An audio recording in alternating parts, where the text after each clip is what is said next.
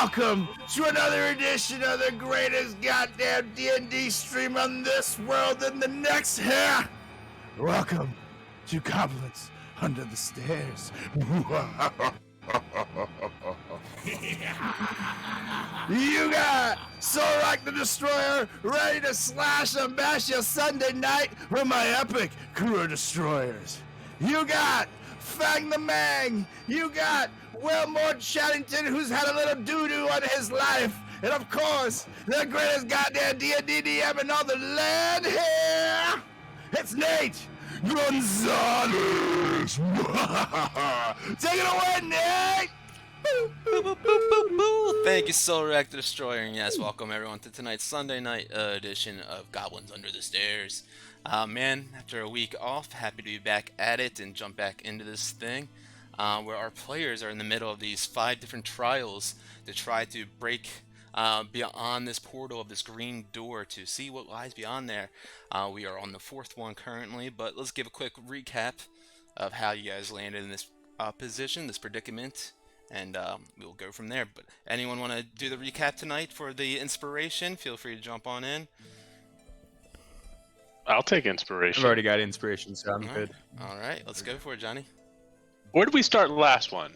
In the middle of the fight with the mirror. Oh yeah, The yeah. Our buddy Fang was stuck in the mirror because that's what Fang does, the man in the mirror. And then luckily for him, Soulrack and mainly Chattington was able to, fight down a Minotaur, 3 of those little evil guys. One of them actually downed Chattington for just a brief moment, and then Soulrack finally lifted up his own weight. Well, he didn't. Dawnbringer did. And Dawnbringer saved us. No, not real thanks to Soulrack.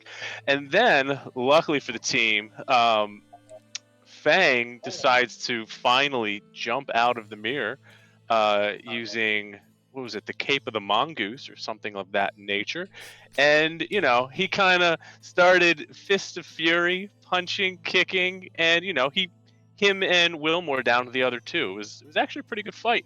Not wanting to deal with the mirror anymore. Luckily, Wilmore, he kind of understood there was probably some beings in there that could help, and he moseyed around with his hand messaging until he found someone that would answer his call, and it was Frank. So they found their buddy Frank in the mirror, and they decided to magically pull him out using some words that they had found in the old guy's book, and now they got a 4th wheel hanging out with them. So them, their new buddy, he has another name, but we're just going to call him Frank for now. They decided to go back down to the basement where the twin sisters were, or were supposed to be, where the doppelganger is, and the 3 French kids. And it was time. It was time. They had their 5 heads, and it was time to everybody loves a little head. So we went down. First one, boom. We knock in a fantastic triangle. Everyone is a little scared, doesn't know what to do, but luckily Wilmore figures it out. Puts one of his magical meths in there, pulls the lever, boom, everybody is out. The second one, I don't even remember. I'm assuming Wilmore probably did something really cool, and Soulrack and Fang clapped. And then the third one that we went into, I think it was the Pentagon head, put the Pentagon head up, and it is just a wealth of food and a really, really creepy old dude. And Fang being Fang, he, sticky fingers, found some sticky buns, and he started shoveling them in his mouth, while Soulrack, for the first time in his life, had a little, holdback of desire and wants, while Wilmore obviously knew that this was probably a trick. They eventually killed a person in there who turns into a scarecrow, and then leave. And that's kind of where we are. Yeah. Not only did And you when we kill... left, Yeah. there was we also got this crazy hunger. Yes. Not only did you kill the man, or the scarecrow disguised as a man inside this room, but you were also able to spot on the southwest wall a patch in the tapestry that seemed to be like a subliminal demon face with its mouth being a pentagon, and you were able to stick your hand in there, kind of afraid to go a bit further, Solrak stuck his hand in there afterwards and grabbed the lever that was hidden beyond there, pulled that down, and you guys heard the latch for that third lock on that green door latch itself. And as Solrak just mentioned, as you guys leave this room of beautiful plated foods and drinks galore, which Fang indulged himself in, and is looking mighty well and feeling great. Solrak and Wilmer, however, as they leave the room, they're met with this crippling hunger that almost drives them to their knees. And note, part of the recap involved mentioning how scared Wilmore was to put us in the room. Who said the recap? Who said the recap? Is that Wilmore here? Is that Solrak Wilmore didn't say here? the recap. Gents, remember what Biff or Frank told us is that we have to work more as a team, okay? Okay. That's right. So I this agree. bickering really needs to come to an end. Well, technically, the bickering in the intro is not part of reality. Just saying. Just saying. But, you know. Oh, so it's even worse because it's real. Yeah, it's real. All right. It's meant to hurt. That's what it's from meant to hurt. Fuck you, Colbert. It's from Paddington's POV. Great genre, That's by fair the way. enough. That's true. So fuck you, Wilmore. So as you Wilmore guys, did a great as you guys leave the room, though, like I said, like your stomach just gets turned into knots, and you guys like you hear them growling, and like literally you guys like have to hold as you keel over for a moment, as this hunger just takes over you. You know, it doesn't seem to like hurt you in any sort of health point way or anything like that, but you definitely are feeling some sort of way.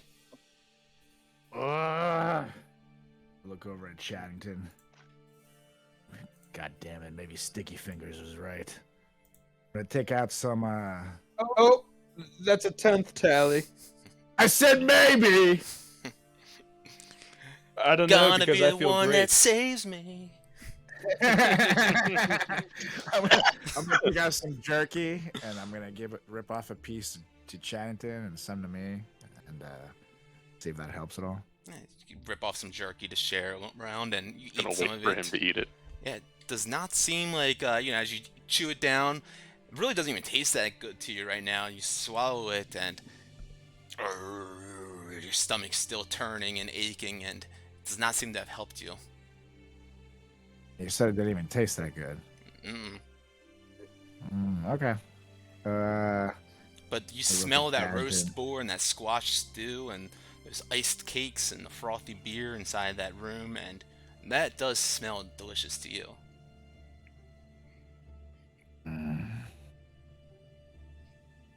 And I'm gonna stare at Fang. Does he? I mean, you say he looks good, but does he still look the same? Is he still Fang? Or look? Go ahead and make an insight check. Either insight or investigation, I'd allow. But nice, it looks like the dice rolled that rolled time. quick. Yes, Yeah. there we go. 22. How quick was Look that? Oh, Alright. Sweet. So with a 22, you'd be able to tell that Fang looks like he's got this rejuvenation in him. Looks like he's feeling a bit stronger. His constitution is being able to withhold a bit more right now, and he just has this little pep in his step. Even looks like some of the wounds on him have somehow, a couple of the bruises and abrasions seem to have healed over slightly.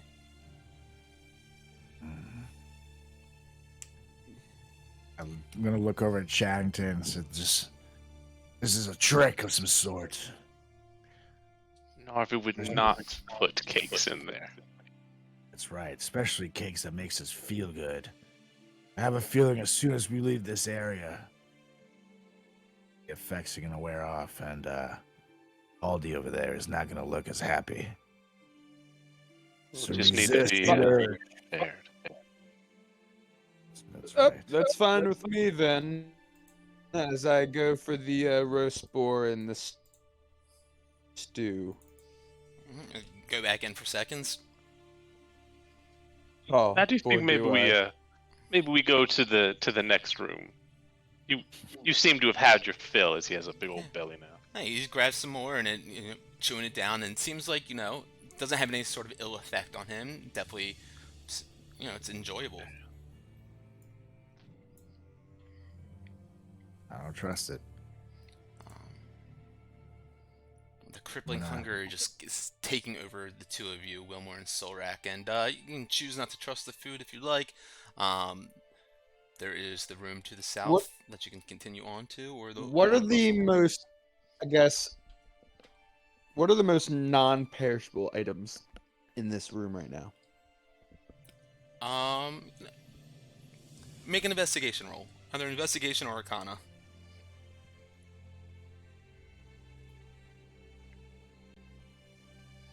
18. So that looks like it did a quick roll, right? Didn't roll that dice. No, I don't see any dice. Cool.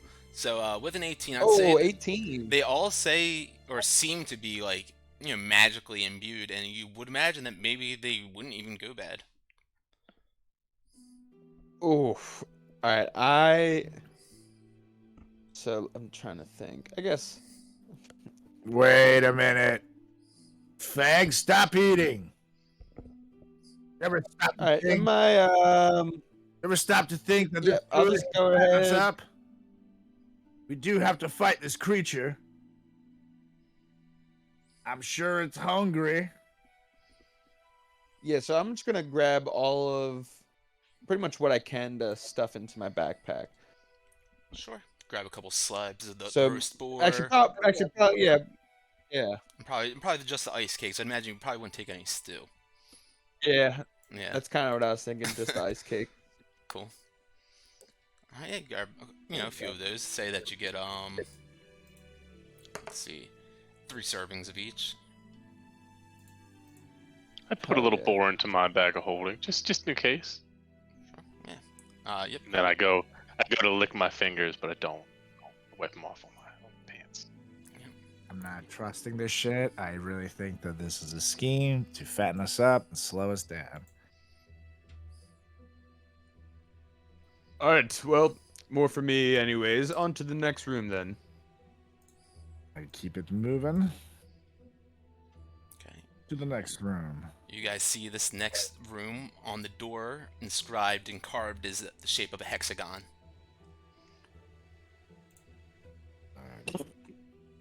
There's the hexagon. Skull. Is my globe locked?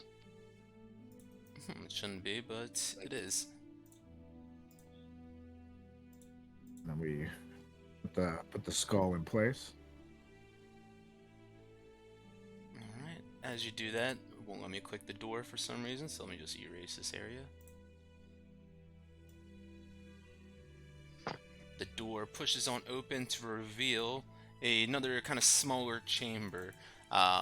You see a large cracked 6-sided mirror on the west side of the room. Mounted above there is a stone shelf protruding from the opposite wall. Let me go ahead and... Can you guys all see inside there? Yeah, I can see pretty. You guys can go on and move on in so you can Don't see. look into any mirrors. Not yet. Now I can. Okay. So yeah, there's a Not large, look into the mirror. large cracked 6-sided mirror mounted above a stone shelf protruding from the opposite wall. When you guys walk on in, you see 5 unlit candles stand on the shelf. Each one of these candles is made of yellow wax and covered with, tiny little black sigils. And scrawled on the wall above the mirror in dried blood are the words, "Piggy, piggy, piggy." Hey, Fang. It's talking about you. Lit those candles, maybe. You can make fun of me all you want. I feel great. Should have had some of those ice cakes, buddy. What's that, piggy? Understand you. Maybe light the candles. So, you said it was a 6-sided mirror with cracks in it, or a mirror with 6 cracks? Yep, it's a large cracked 6-sided mirror. Or a crack mirror. A little bit of both. And any mirror could be a crack mirror.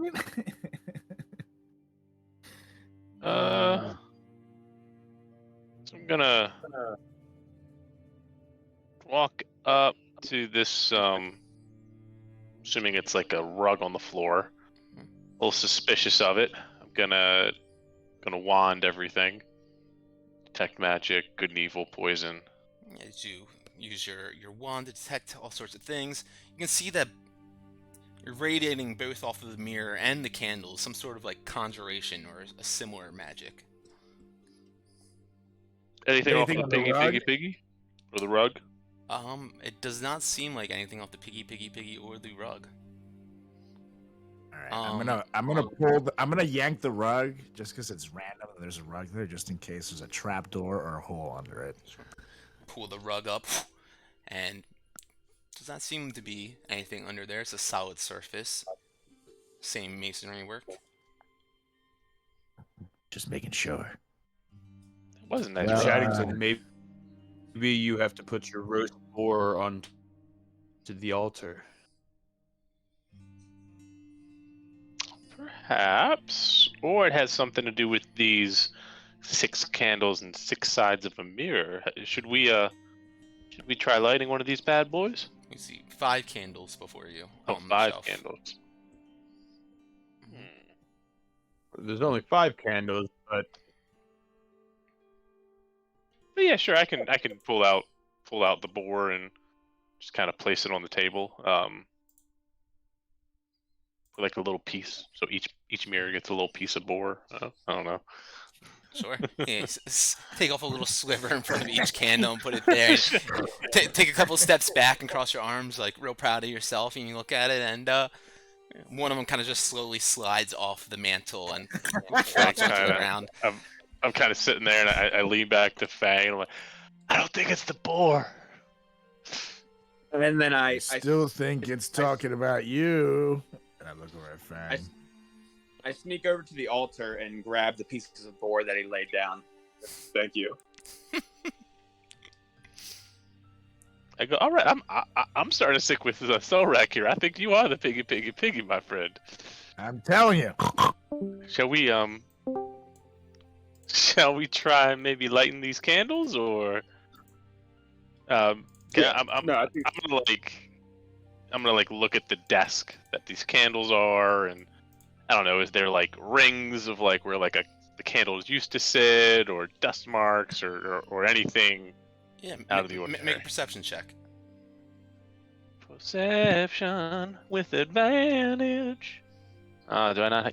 There's no advantage button on here. If you right click, I think it should still do it. Oh, think yeah, I that's can do it there. was on the update. No, it does roll the dice if you do that. Okay. Which I got 2 10s. Interesting. Cool. So with the 21, you start to like kind of scan over this shelf for anything, that could be hidden on it, or any sorts of clues or anything. And you kind of, especially at your height, you kind of start from underneath of it and looking at the bottom, and you see that there's actually another 6 candle kind of just stuck up underneath of the shelf, kind of like closest to you guys, and like there's like a lip here, and it's kind of just tucked into the corner, so like from the front you couldn't see it, but you got underneath of it and started looking around. You could spot that now underneath of there. just kind of pull that down. How is it like adhered to the top? Anything crazy, or just stickiness? Yeah, just seems like some sort of magic stickiness. Kind of pull that up, and I go, well, I think I found something. And I kind of put the 6 candle on, and then you guys think of what I'm thinking? Iggy lights the candles. Go with Fang. I mean, somebody lights the candles. Or maybe. Sure, whatever you just said. Maybe we put one candle in front of one section of the mirror and try to light them and see what happens. Sounds good. All right. Kind of do that. So you put the 6 candle up there and you light all 6 of them?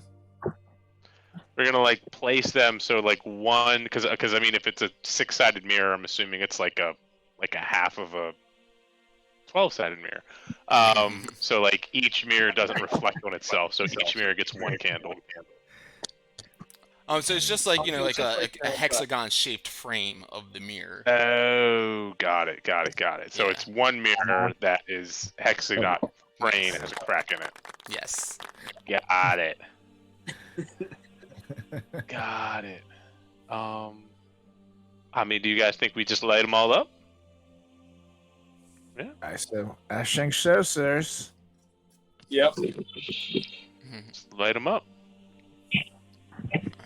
One by one, you light the candles until all 6 are aflame before you, and nothing seems to happen in that moment. You guys kind of wait for a couple of moments and for maybe something to happen, but it doesn't seem like anything occurs after you wait.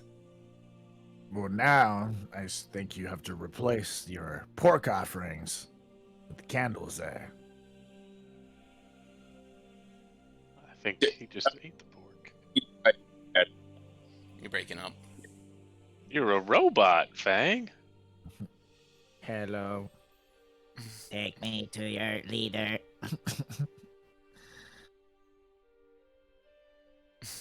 And the mirror's just flat. It's not like tilted or anything. No, it's sitting up against the wall. Yeah, flat against the wall vertically.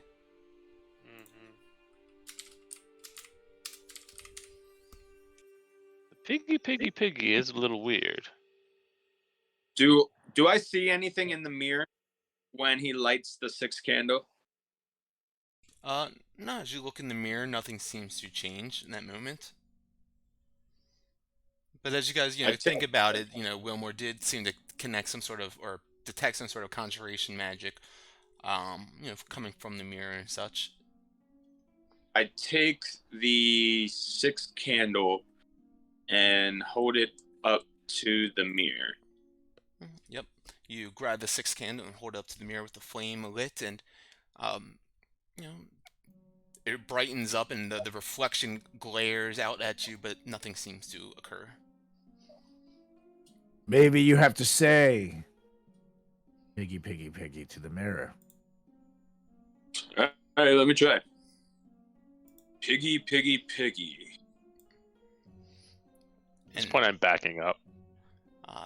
Fang, as you say that and you look into the mirror, you see on the north side of the wall a lever appear in the reflection of the mirror.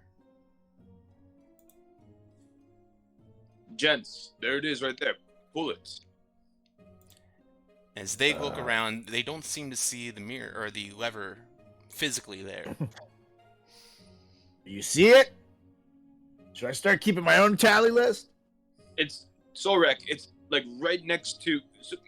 Move right on over to the wall and see if you can pull it down. I know you can't see it, but I see it in the mirror right there. Oh, right here? Looking at the reflection in the mirror while he's moving closer. So as he How about that? goes and walks over closer to that lever, he seems to stand out of the viewpoint of the mirror.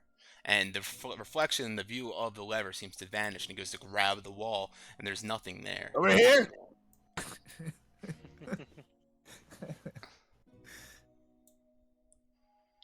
I try one more time. Dang, if you see it, maybe you can pull it. Yeah, I guess I'll try. I walk over there, still with the candle, where I think was. Yeah. As you walk on over there, again, you walk out of the periphery in the view of the actual physical lens of the mirror, and as soon as that happens, you go to turn to grab the lever. The lever, it only seems to exist in the view of the reflection of the mirror. It doesn't seem to exist physically here.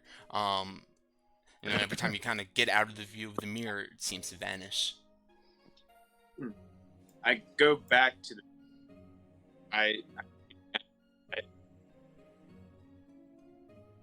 What's up? You were breaking up. see the lever again. So you go back to stand by the mirror, sure, and you can see it in the reflection up on that north side. I take. Drag the mirror. Well, first I try to put my hand through the. Yeah, you go to try to hit your hand through the mirror, and you just met with an abrupt, solid surface, not a portal of any sort. Yeah. Okay, so with that, I try to pick up the mirror. Okay. Yeah, you go and try to grab the mirror, and this thing is secured onto the wall. Must be by some sort of magical means. Try just reaching behind you and pulling down where the lever would be. Or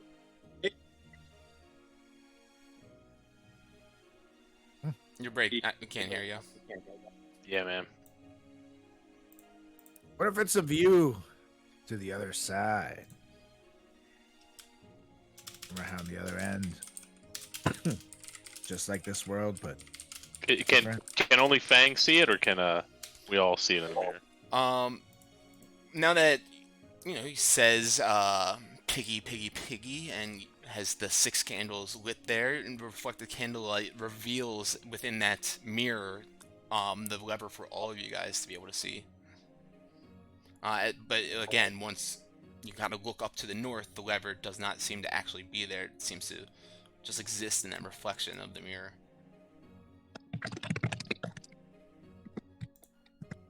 I hear typing. So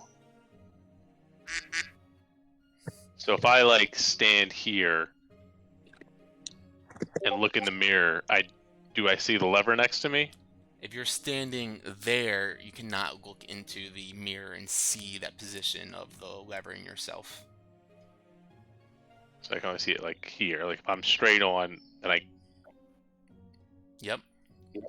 What if you use your magical hand dealy? That's a great idea. what? You gonna say something? What if I looked at the other side of the wall? Like the other wall. Like not the north wall, but the south wall. Yeah, there's no lever down there or anything. It just seems like this is, flat wall. Solid wall. I look over at Shanton. I think you should try the hand. Let's give it a shot. I'm gonna cast Mage Hand and try to pull the lever down. Okay. Yeah. While you're standing and staring into the mirror, you can still see the reflection of the lever appearing behind you on that north wall. And you cast the Mage Hand out there and you watch it in the reflection of the mirror fly on over to that lever and take a grasp on it and pulls it down without any sort of problem, unlike that first lever, which seemed to be a bit heavier than this one. And as that happens, you hear another clicking and unlatching within that green door to the south, revealing another one of the keyholes for your skeleton keys to be placed into. Lucky, you guys have me. And I look back turn and around. walk out. maybe Fang, maybe you should have Sorak call him that, because I think that's 2. Last like 10 minutes for me, so you can just I don't think you have any. keep a little tab for me. Just add it. Shouting. Thanks, bud. And I walk out.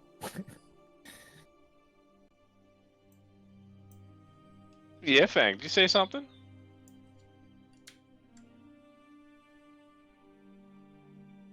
Luke, were you Said saying you're something? No, there you go. Allies. It sounds like a Japanese dub movie. I will avenge you.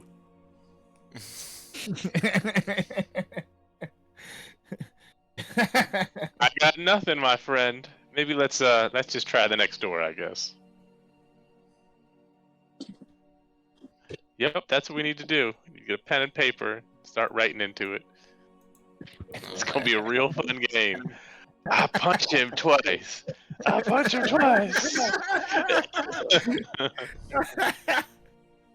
Alright, I'll move it for now.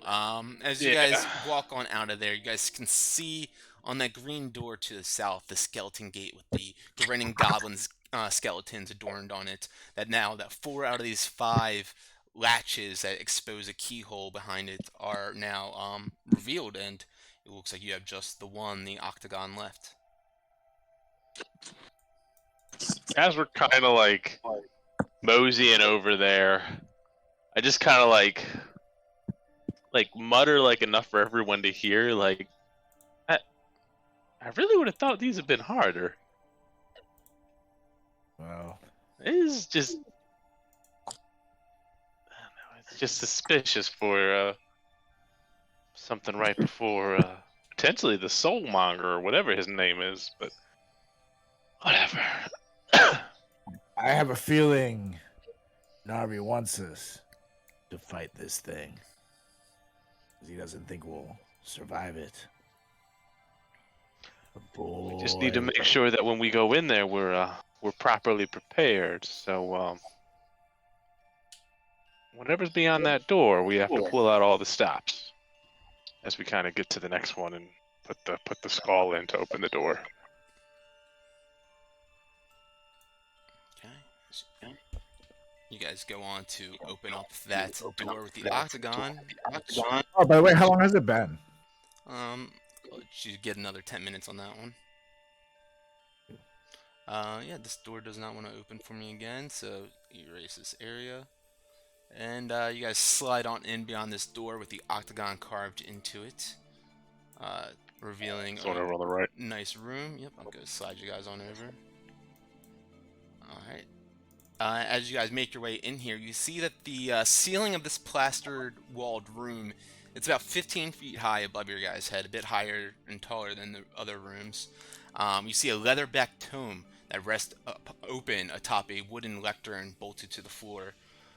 You see set into the wall behind the lectern are 8 human skeletons, arranged so that they appear to be falling and screaming in all different sorts of positions.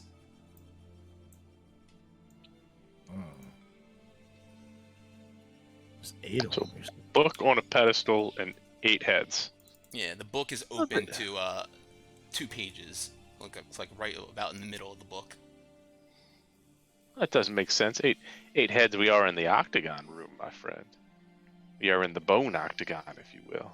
And I'm just gonna kind of like walk over to the book and just like glance at the pages.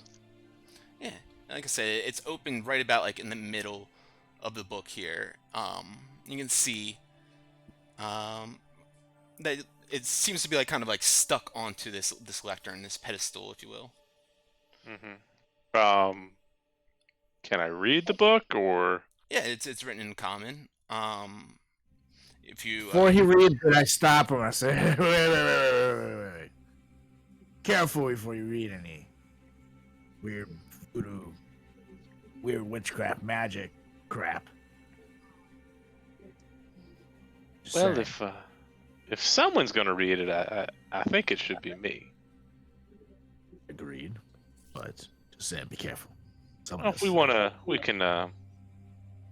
Before I read it, I mean, that's fair. I'm gonna give everything a good rod, and I'm also gonna kind of like inspect the skulls, or like I'm gonna inspect the like the pedestal and like how the book's attached. Like, is there anything creak? Like last time, there was a candle underneath the other one. Sure.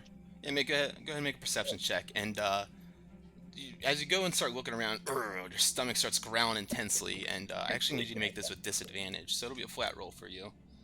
So we'll count that. So I'll do me a roll again, or no, that's fine. 15 plus 11, or actually it's 6 plus 11 disadvantage. Oh wait, so flat roll. So yeah, 15. All right.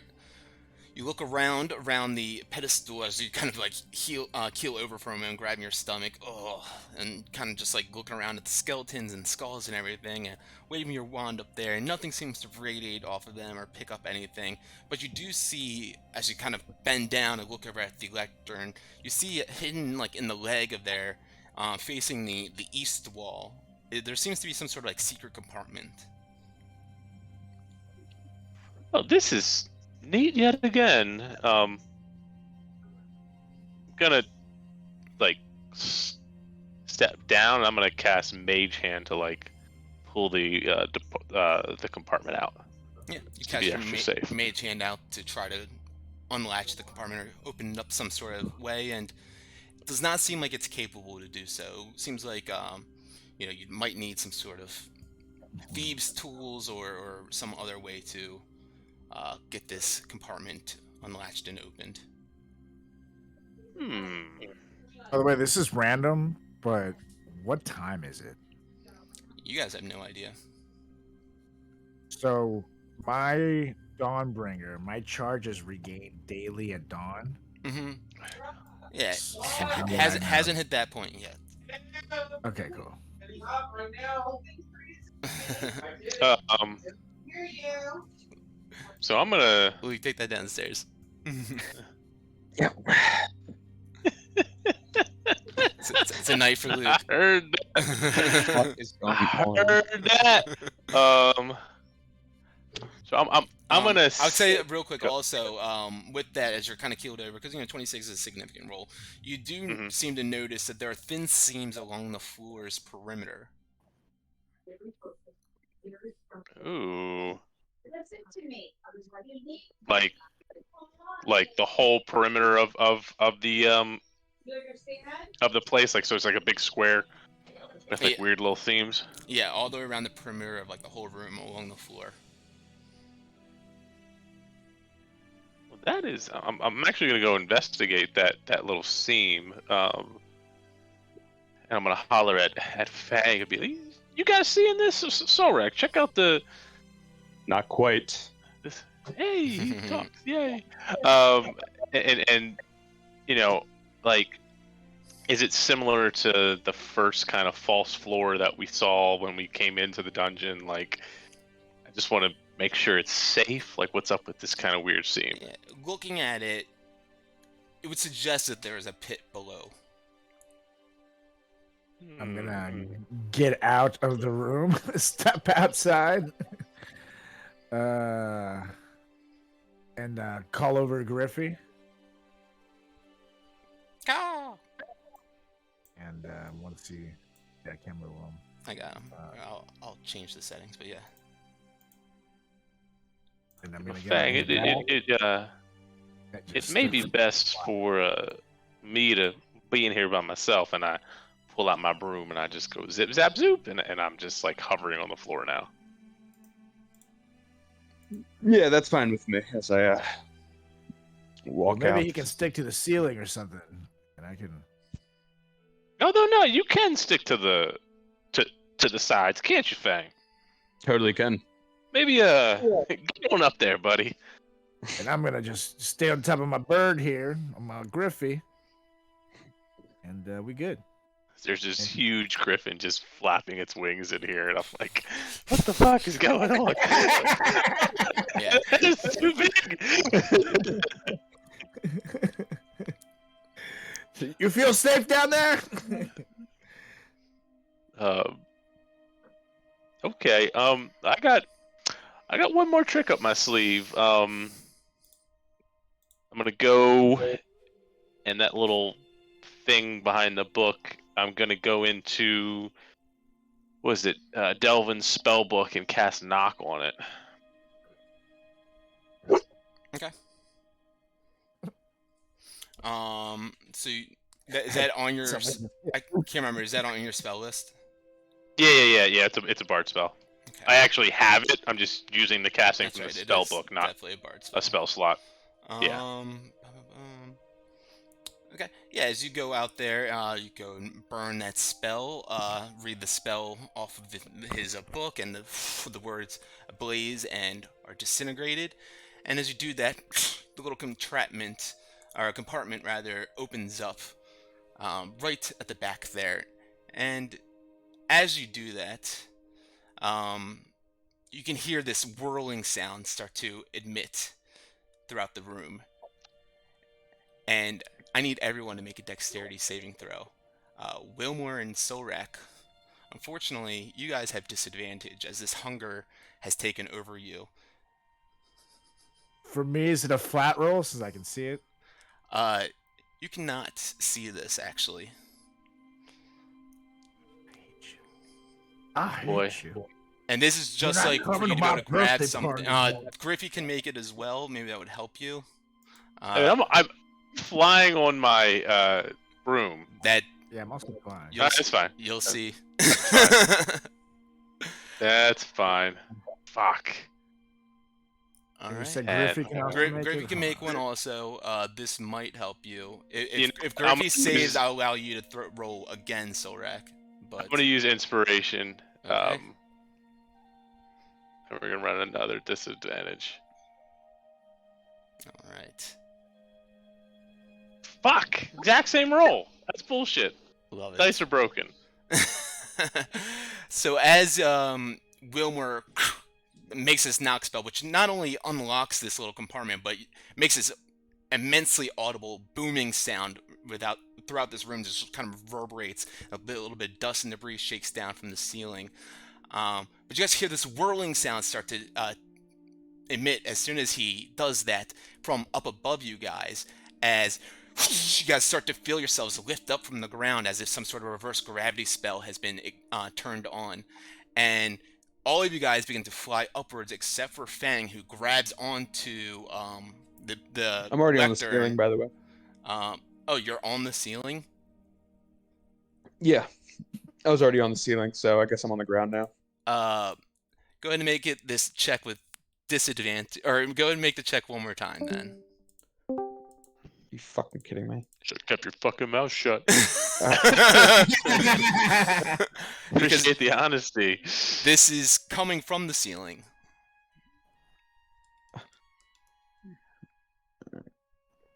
19. Cool. Fang, he reaches down and jumps down, grabs onto the lectern. As he hears this sound, the rest of you guys get pulled upwards as you fly through the plaster ceiling and see the spinning spider blade. It looks like a giant spider just spinning in rapid succession over and over again. You guys fly up into it and start getting chopped up as this reverse gravity spell takes hold. Sorry, is this a D? I'm sorry, I'm rolling the wrong ones. Jesus Christ. We're gonna die, aren't we? Yep, I'm gonna die. Is this in my dream? health. You guys take 37 points of damage as you're flown up into the blades of this room. Griffey disintegrates into nothingness. Feathers fly throughout the room. And we'll start in a combat initiative, essentially right now. At the top of the round, you guys go ahead and roll initiative to see who reacts, but you are being tossed and turned and chopped up inside these blades, Wilmer and Solrak currently.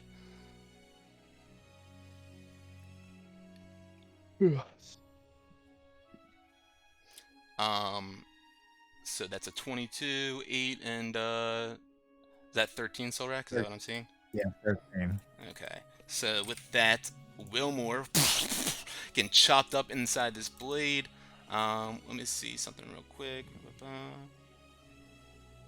The second each turn. Alright, so what do you do to try to get out of this? I am going to pull out a spell scroll of dispel magic, and I'm going to dispel the anti-gravity magic. Okay. What level is this? This is level 3. Okay, I believe you need to roll for this. All right, Make what do I need to roll? a charisma check. You do have disadvantage on this because of your hunger currently. He's so hungry. You guys should have just listened to Fang. 13. With that, doesn't do it. Still getting rattled about inside this thing. It won't take damage this round, but as this is kind of all the start of the same round all at once, Solrak or Wilmer, anything else that you can do at this point? Can I do movement? You can't. You are victim of a reverse gravity spell currently. Being pulled up into this thing and chopped up. And you said this was like a spinning machine thing, right? It's pretty much like a massive ceiling fan, but it looks like a giant spider, and its legs are the blades that are chopping you guys up. Okay, I'm going to. On a bonus action, I'm going to scream out to Solrak something inspiring and just give him bardic inspiration. Cool. You can. You're being pulled up by this, but Solrak, you can try to grab onto the lectern or something like that, to pull yourself down away from this, or however you might decide to do this. I'm going to try to break the blades with a slash of my demon sword. Okay, you can certainly try. Go for some attacks, all with disadvantage. I don't like when he says you can certainly try. All right, disadvantage. Double nat 20, please. But now I can't see my rolls. A 13. 13. So that is that the disadvantage? Yeah, I did it with disadvantage. Okay, yep. So that's I'll say that hits. Cool. 12 damage. 12 damage.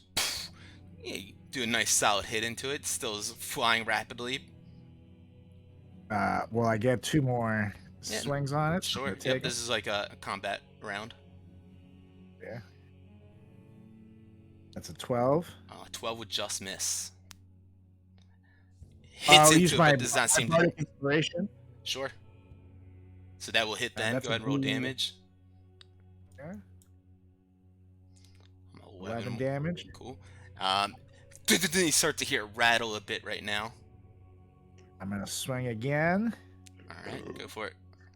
Ah, shit. That is a Disadvantage. With 10 with this. Yep. But I'll use my last swing with what's it called? Dawnbringer. Okay.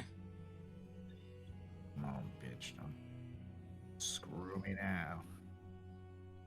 Ooh, a 7 Damn hits. Jesus. Well, that doesn't make sense to me. You can't roll a 7. Yeah, no, that's impossible because I have a plus 10. Yeah, so maybe it was a 7 on the dice though. So with plus 10, that should hit. Go ahead and roll it normally and just do it twice again, actually. But don't do like disadvantage or advantage. So that's 26, which looks right. 16 plus 10, and then 16. 16 will hit. So go ahead and roll damage. Okay. So yeah, maybe on the disadvantage and advantage right now, it's not working fully. And then 9 damage more. So what's that? 30 total. Yep. Okay, exactly what you need to do to stick your radiant blade into there, and you hear it starts grinding about, but your strength holding it about, and you hear it grinds to a halt as you guys are still being sucked upwards, but the mechanism that is chopping you guys about seems to have seceded for the time being. I look over at Fang. Pull us the fuck out of here! Alright, so I pull out my level 3 Dispel Magic spell scroll and just kind of start reading it. I'm like, oh god, please, I hope this works. Alright. And so what do I roll for this? Make a wisdom check, because that's your spellcast modifier, or your spellcasting ability. And it's gotta beat a 17. Wow. Wiz, come on, Wiz. Whiz all over us. Come on. Yeah, 20. Fang, dirty. Dirty. So was this from a spell book or something? It was a spell scroll. Okay, I'm sorry, I need you to also make a DC 13, another wisdom check. Or actually, or make Arcana, I think, to read Arcana? it. Yeah. Okay. And 13? 13. Oh, sweet Jesus. 13! There we go. With that, Fang quickly pulls out the spell scroll that he knows he has somewhere tucked behind and frantically reads the words off it, and boom, you guys fall down heavily onto the ground. Both of you taking 3 points of bludgeoning damage as you fall down. But you're free from the grasp of this reverse gravity spell, which was holding you up there. And Wilmer, you look kind of bloodied and scratched and cut up, both you and Sorak, but you look over to that compartment which popped open with your knock spell, and there seems to be a lever protruding from that. Yeah, you're probably dropping concentration if we didn't do that already. From that, what was the attack? 39 damage? 37? 39. Well, let's just check it. So it'll be yeah, concentration save with advantage. You need to beat an 18. There you go. Beat. There you go. Nice. So Damn. your methods stay up after you get chopped up a bit. Still somehow. Actually, go ahead and roll it again now though with the damage you just Oh, yeah. took. So Yeah, just need with to the beat 10. a 10. Yeah. Yep. Just need to beat There a you 10. go. There we go. Woo. Yep, you fall down to the ground. You see the lever popped out of that compartment behind that lectern, and you guys somehow survived this predicament. Feel free to do as you please. I'm laying on the ground, like kind of like dry heaving essentially, and then I just literally like still on the ground. I'm gonna look through a bag of holding.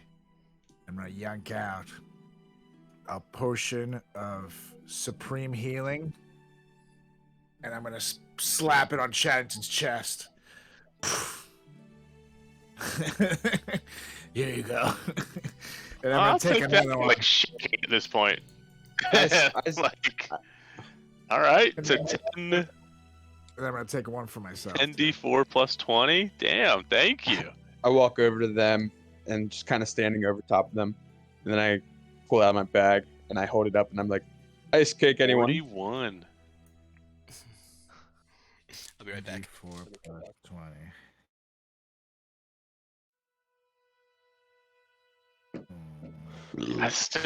I'm still terrified of these ice cakes, my friend. I wasn't going to give them to you anyways. As I I'm put them actually back in just my gonna bag. do a superior healing myself. 8d4. There we go, back to 51. Yeah, buddy. 1, 2, 3. So I guess I guess I'm gonna pull this lever, but Sorak, you may want to be out of here just in case the floor drops out when we do this, because Fang can walk on the wall. Yeah, that's definitely a good idea. I'm out of here, and I'm gonna move out of that room.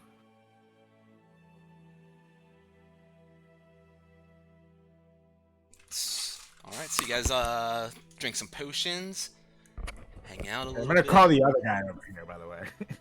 Hey, Frankie. The name's Biff, but okay, I'm coming. He runs on over. You look more like a Frank to us. It's a compliment. Okay. What can I do for you? To what do I owe the honor? Well, just keep an eye out. If you hear us maybe screaming bloody murder for our lives again, maybe come, potentially help. Nice. That all happened so fast. I heard that going on, but to be honest, I'm a little beat up myself. I'm not in any rush to go on jumping in some sort of scary rooms. Well, good to know for next time you get stuck in a mirror for eternity. Just saying. Thanks, bud. You're welcome. Wilmer, did you pull that lever, or is it? Was waiting for Sorak to leave. Fang's attached to the wall. I'm floating on my broom, and we're gonna give the lever a shot. Okay. Oh, the lever, Kronk! Wrong lever! As you pull that lever within that secret compartment that you unlocked, you guys hear the last keyhole unlatching and revealing itself beyond or within that green door to the south. Now you have the triangle, the skull, the pentagon, the hexagon, and the octagon-shaped recesses. These keyholes revealed for you all.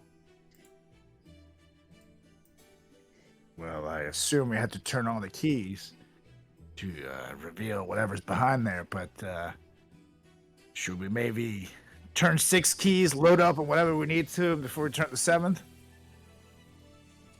There's only 5 keys, but yeah, we definitely need to prepare for what's behind that door. Yeah, I think we pull out all the stops if you got any stops left. Yeah. You think we could take a quick hour just to chill?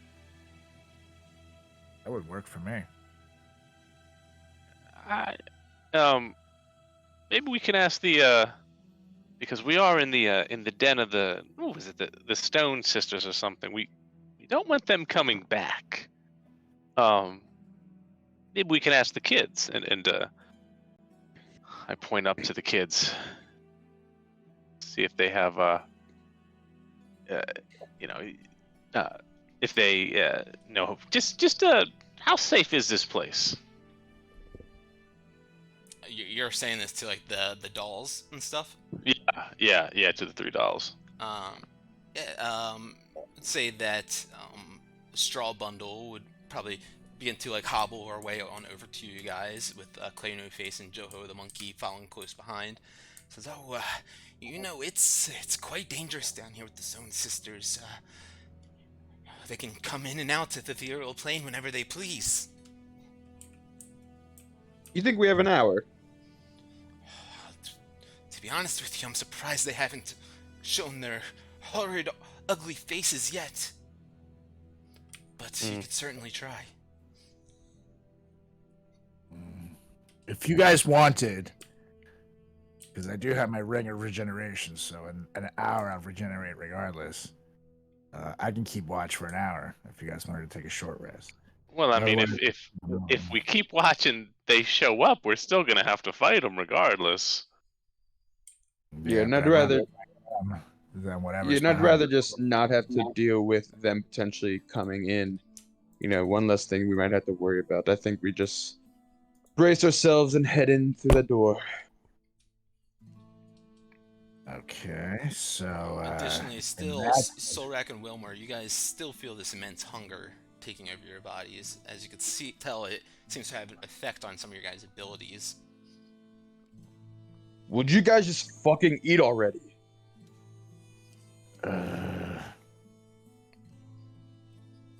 Look at Shannonton's. I don't think we should. There's nothing good in this place, my friend. Nothing. This is a trap. I'm telling you. I'm willing to bet my abilities on it right now. What fucking difference does it make? I look and feel fantastic. You two are hungry. If anything, we all go down together. You're fantastic, but you're looking a little, like you ate a little too much over there. Fang, Coming from you. Look tight. I fully understand you, my friend, but there is nothing to benefit you in here. Correct. Correct. I'm not gonna eat. Chaddington took some boar with him, so if they're needed, we can always nibble on a little of that. Comes down to a life or death scenario, but I'd rather heal Well, up. it almost just fucking killed you guys in this room. Well, almost isn't definitely. So yeah, and who had to fucking save you again? I mean, I kind of destroyed the thing. You just pulled us out, but just saying. I don't understand. The man we- who eats anything and everything is refusing to eat this one time, and now he's fucking starving. Well, and my it's friend, hurting the team. Exactly. When the man who eats anything and everything refuses to eat, maybe you should trust it. No, you're ass backwards in this very moment, Sorak, and you know it. well, look, Listen to your body. We have some ice buns. If we see something on the other side of this door we don't like and we need to kill it, we could just have a nice ice bun real quick. We're not gonna have that kind of opportunity with who knows what is behind that Do you door. have any idea how fast I can eat an ice bun? I could swallow it like a duck. He doesn't know how fast I eat buns. I am the fastest bun eater in all of Daggerford. Believe me, I won underground contests. Well, With the rumors I love about ice buns too. listen, Yes. with the rumors of what could be behind this door when we walk through it, it could be one hit and you guys are dead. Well, then I I'll don't make think sure an of ice that. bun would help with that. Yeah, right fucking now. I'm gonna pull out 2 potions of greater healing, and I'm gonna throw one to Chaddington. I'm gonna have one myself. So this will make sure we don't die in one hit. So that's 4d4 plus 4. 4d4 plus 4. There you go. Keep on supporting Big Potion when all your holistic needs are ready. So I start looking around for some mushrooms. Well, is there anything else we have that could help us on the other side of this door, my friends? Do you guys have your potions of giant strength? Didn't we have some sharpness oil? I kind of pull out my my skull goblet and put a little water in it, and I kind of drink that myself. I have a potion of cloud giant strength. I'm gonna drink it. So now my strength is gonna be 27 for 1 hour. Don't you have an oil of sharpness or something like that too? I believe Yes, so. I do. I'm gonna wait just a moment for consuming it. I want to make... we didn't have that kind of time to consume something at the other end of the door. Oil sharpness is not a consumable. It's you apply it to a blade, and it takes time. a minute, I believe, to apply. Mm-hmm. But it's for blades, so that's something. That's a soul rack thing, if you will. Oh, I'm just talking about potion of storm giant strength. Gotcha. I just took my cloud giant strength, so my strength is 27 for an hour, and so potion oil of sharpness. Yes, I'm going to. Did that roll correctly for you with that strength check that you did? Yeah, you should have like a plus 8, right? Yeah, +8, I do. Roll it again. Let's see. There we go. It's better. Cool. Yeah. And I'm gonna use my oil of sharpness and rub it on. I guess I'll put it on. Can I put it on Dawnbringer since it's I mean, it's a blade, but it's a light. Yeah, I'll allow it. I'll take it. All right, so I'll put it on Dawnbringer. Yeah, so it's You got what, plus 15 to Dawnbringer? Yeah, it has a +3 bonus to attack and damage rolls. So yeah, it's like a +15. I think you're at +18 with that or something. Actually, yeah, I have a +15 plus a +3, so +18. Let's go, baby. Let's go. Daddy wants to slash. And so Rack and I each have one iced bun, just in case. This is a little weird. I'm holding one, but I still think that thing wants us fat, and I'm telling you, I'm gonna what's gonna happen before we go Teddington, south. why don't you eat one then? Because, my friend, this is Narvi's house. I don't eat from his table. I'm gonna go into that room one more time and just look extra hard for any indication of what this food is. What's going on in here? Sure. Yeah, you can make an Arcana check. A flat roll. I'd give guidance to myself before I'd go in there, but I don't know if it matters. Sure. Yeah, you guys have rolled higher than that already while investigating and checking it out. And like I said with Fang, it seems magically imbued, and he seems rather healthy and more, has a pep in his step. His scars and his wounds healing over, and he looks like he's a little bit stronger, and all sorts of good things. don't do it. Let's just keep moving. Come on, wasting time. You know, though, that this hunger that has taken over you is clearly affecting you more so than what Fang has ate. So weigh those pros and cons, if you will. Bring it with you, and if we need it, we'll eat it in 1 second. I know. I'm The hunger is only gonna keep affecting you, Solrek. I'm gonna pull out the Wand of Secrets and see if it hits anything. You pull it out. No secret doors seem to illuminate with the wand's magical abilities. Just kind of walk out, just a little.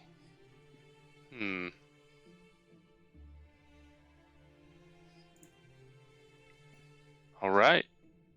You guys ready to open this door? Let's do it. And before we open the door, I'm going to dismiss all my myths. Okay. Or have them kill each other and kill them. They all kind of turn on each other instantly, and you see this explosion of magma just start to fight against each other in this flurry, and then soon enough, a few seconds later, they all seem to fall down to the ground into this puddle of magma and then harden to stone. Igneous rock. Word of the day. Yes. All right. Let's try to open this door. Let's do it. And we try to open the door.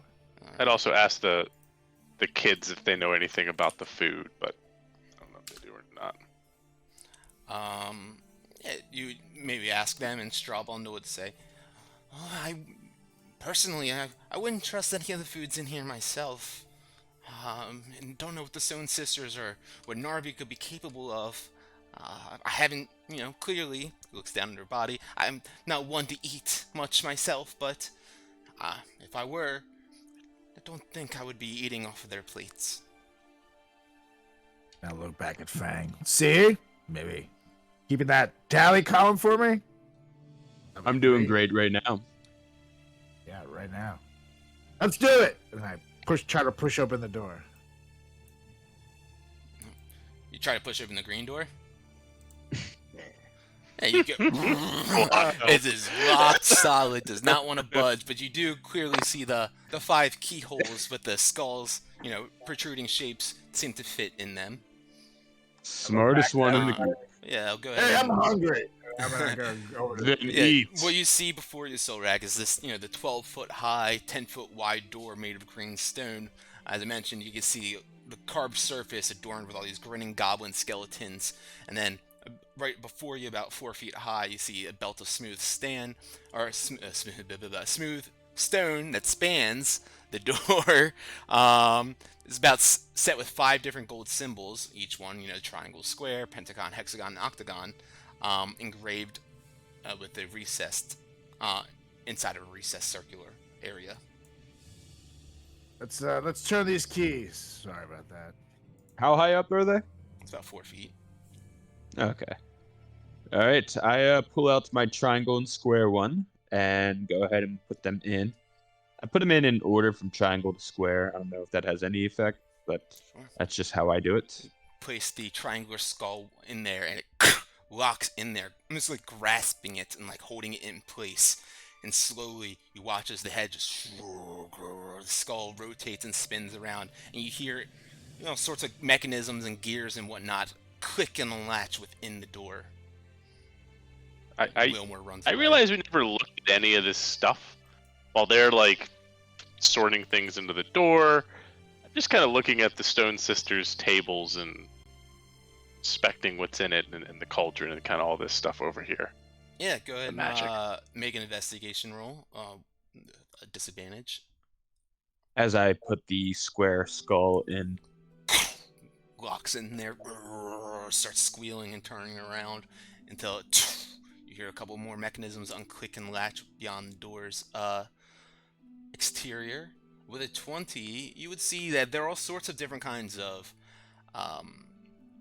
ritualistic materials and items, knives and flowers and herbs and all sorts of, there's like a dead frog and a newt's eye and all sorts of things. A stone mortar and pestle for them to mix up some herbs and stuff in, but nothing really seems to like fully grab your attention or eye or anything. The cauldron, as you look over it, it's got this tarry greenish black brew that's kind of just bubbling within there, and you see obviously this green haze and fog that kind of covers the room is emitting from this. The lid kind of just sits nearby it with a couple of other like tattered rugs and robes and candles melted into the wood of the table beside it and whatnot. Okay. It's normal like alchemy stuff, and they're building a potion. Yeah, witches shit. Yeah. Okay. All right, to go What'd back you up. what'd you see over there, Chaddington?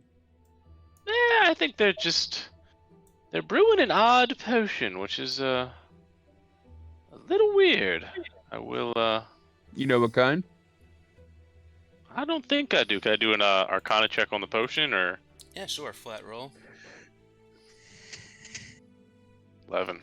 It's really hard to tell. Can I Is there like a ladle nearby or anything? Yeah, there's like a wooden spoon of sorts. I'm gonna mage hand the wooden spoon and then I'm gonna throw it at the doppelganger. Okay. Goes flying across the room. Ah! Oh, Wilmer, what the fuck was that for? Oh, and you see him, he starts like going into his rage like Solrak typically does. I go, "Rah, so rah, rah." I don't know, guys. Good luck though, buddy. I'm gonna turn to Frank and I go, where you going, buddy? He's like up here with me. Just, watching, waiting, anticipation. Are you ready, my friend? You see him, he's like kind of like looking down and looks a little nervous, like I'm not sure. I've been thinking about this for quite some time, what we'd do when it got to this point, but I didn't think we'd actually make it here. Oh, you're with the wrecking crew now, my friend. You'll make it somewhere. Might not like it, but you'll get there. And as I say that, I just kind of like pull a potion out of my, and I'm just gonna drink a superior healing potion. Okay. I walk over to the cauldron after Chaddington check it out, and I'm like, Well, I mean, I assume that whatever they're brewing here, maybe it'll benefit me. I don't know. Worst case scenario, I don't get poisoned by it. So I take the wooden spoon, I take a sip of the potion. Okay. Or the shit in the cauldron. Okay. I'm watching him do this, and I'm just like, what the fuck, dude? Go ahead and roll a d10.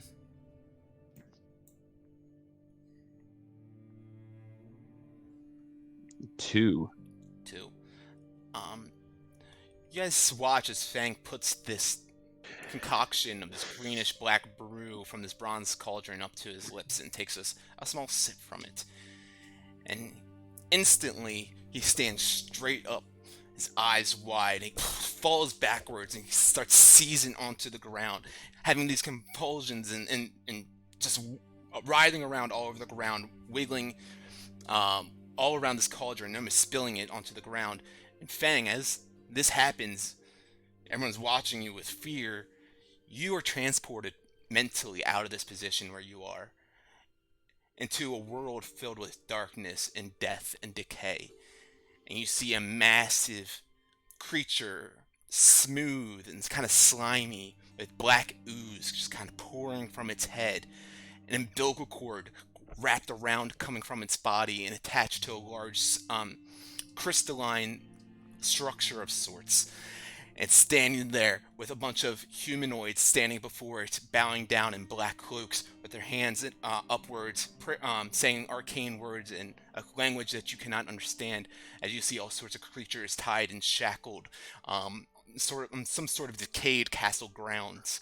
You see a large beast of a man wearing this metal kind of armor chest plate that comes up from his upper chest, covering up his head, and he's got this massive metal scythe in his hands. The blade of it is his whole height, about 7 feet tall, 7 to 8 feet tall. And this world that you see is filled with, as I mentioned, nothing but death, decay, destruction, worship to some sort of floating, smooth, disfigured creature that unlike you have ever seen before. And you're locked in this moment for what seems like hours. It seems like a reality to you. Until 2 minutes seem to fly by with the rest of your party watching you, trying to shake you out of this, and you come to. What the hell, man? Was that a good decision? I think you should throw away your stupid tally list, idiot. I don't think it was the worst decision I've made. I you think. okay? Guys, we are wasting an awful amount of time. I took a freaking giant potion at 1 hour. Let's turn the freaking keys and let's fight this goddamn creature. That was.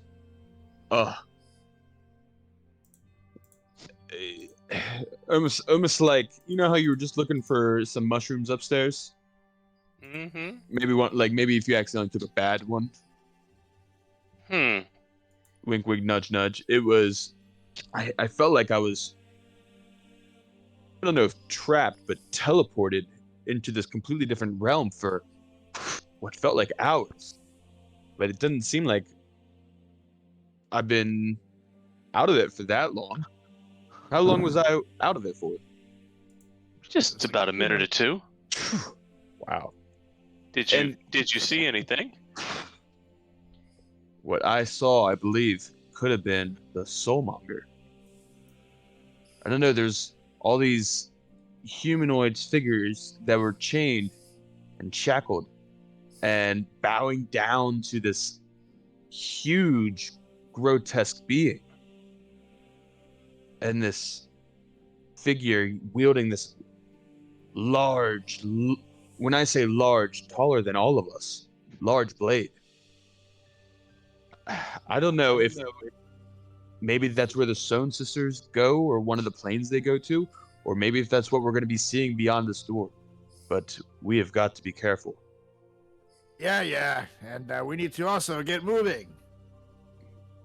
Right after you eat a frosted cake. Never turn the keys. And then I start literally just gonna walk up to the keys. Never turn the keys. I've turned my keys. It's now you two with the keys. And I'm gonna turn mine. Which one do you have? I don't know. Do I actually even have any? What's in there currently that Fang put in was the square and the triangle. He also had the octagon. He had the third one too. Right, and then So there's the pentagon, 5-sided, of course, hexagon, which is 6-sided, and then the octagon, 8.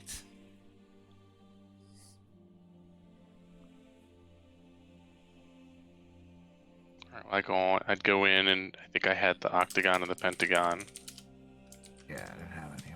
Put those in, turn them.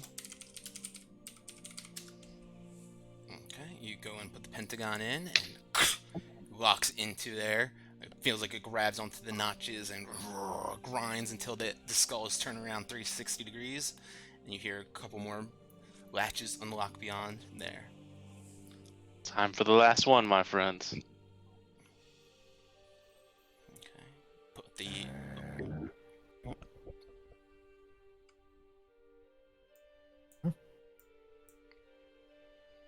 I guess I have it. Maybe I put it in.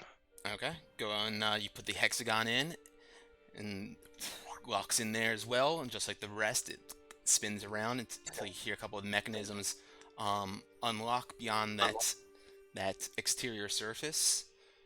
And as you do that, the room begins to get a bit colder.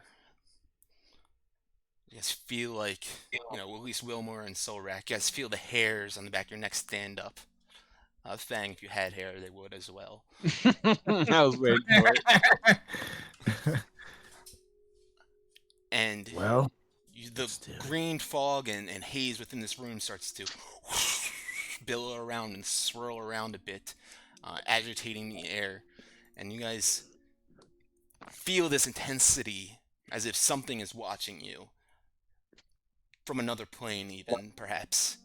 And that moment doesn't last for too long until that veil is shattered as you see this ethereal portal just rip open to the room that you guys are in. And before you, you see these 3 haggish women. One with tarnished gold coins covering her eyes and ants nesting in her hair and her skull, kind of crawling all around her body and up her arms and her sleeves. The one in the middle, you see, she wears a string of chattering children's teeth around her neck and thumps around on a heavy peg leg. She looks at you guys as she appears in the room before you and just gives you a big grin. Gives you a big old laugh, and as she laughs, this yellow gas just billows out from her mouth and her nose and her ears.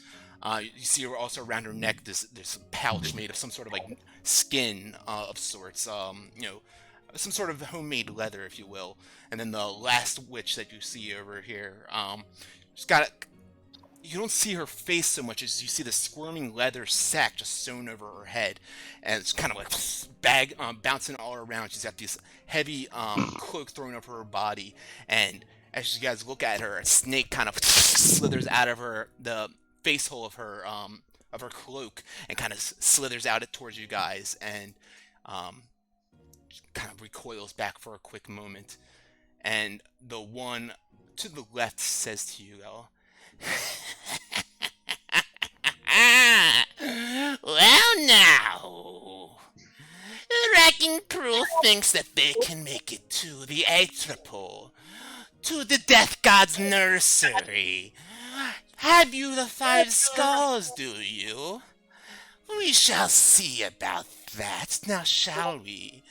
And you guys see as Biff Longsteel behind them quickly pulls off like his heavy armor and his cloak and everything, and reveals this skinless doppelganger beyond his veil, and looks around at you guys and says, "You thought that was the doppelganger? I have to say, mighty impressed and mighty I must say that I feel good about myself. I must have did a pretty good job playing you guys off. This guy over here, no doppelganger. He's a real part of you. A real living part of you." And he looks right at you, Solrak, as he says that. Now, the skeleton keys. Pass over that last one. Maybe we'll let you slide. And the one woman in the center with the yellow gas just kind of billowing out.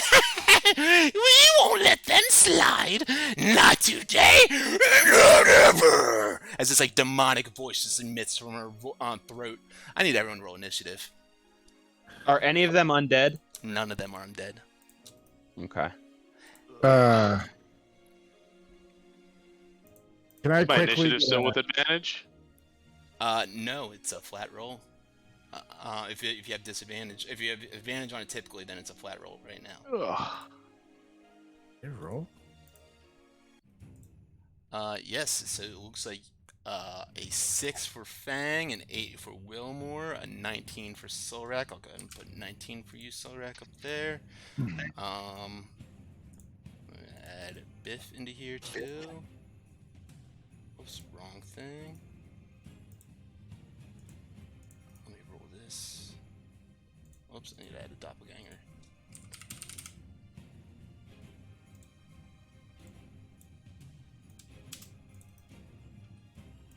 Alright, Solrak, first to react. You see these 3 haggish women who are coming for you guys. They seem to be definitely magically adept and looking to take care of you guys and get these skeleton keys away from you to stop you from entering beyond that portal. So, what do you do? Okay, so first things first, I'm going to look over at the doppelganger and be like, "Please, your acting was terrible. I give you 2 thumbs down." And then I'm gonna make my way around. So that's your action.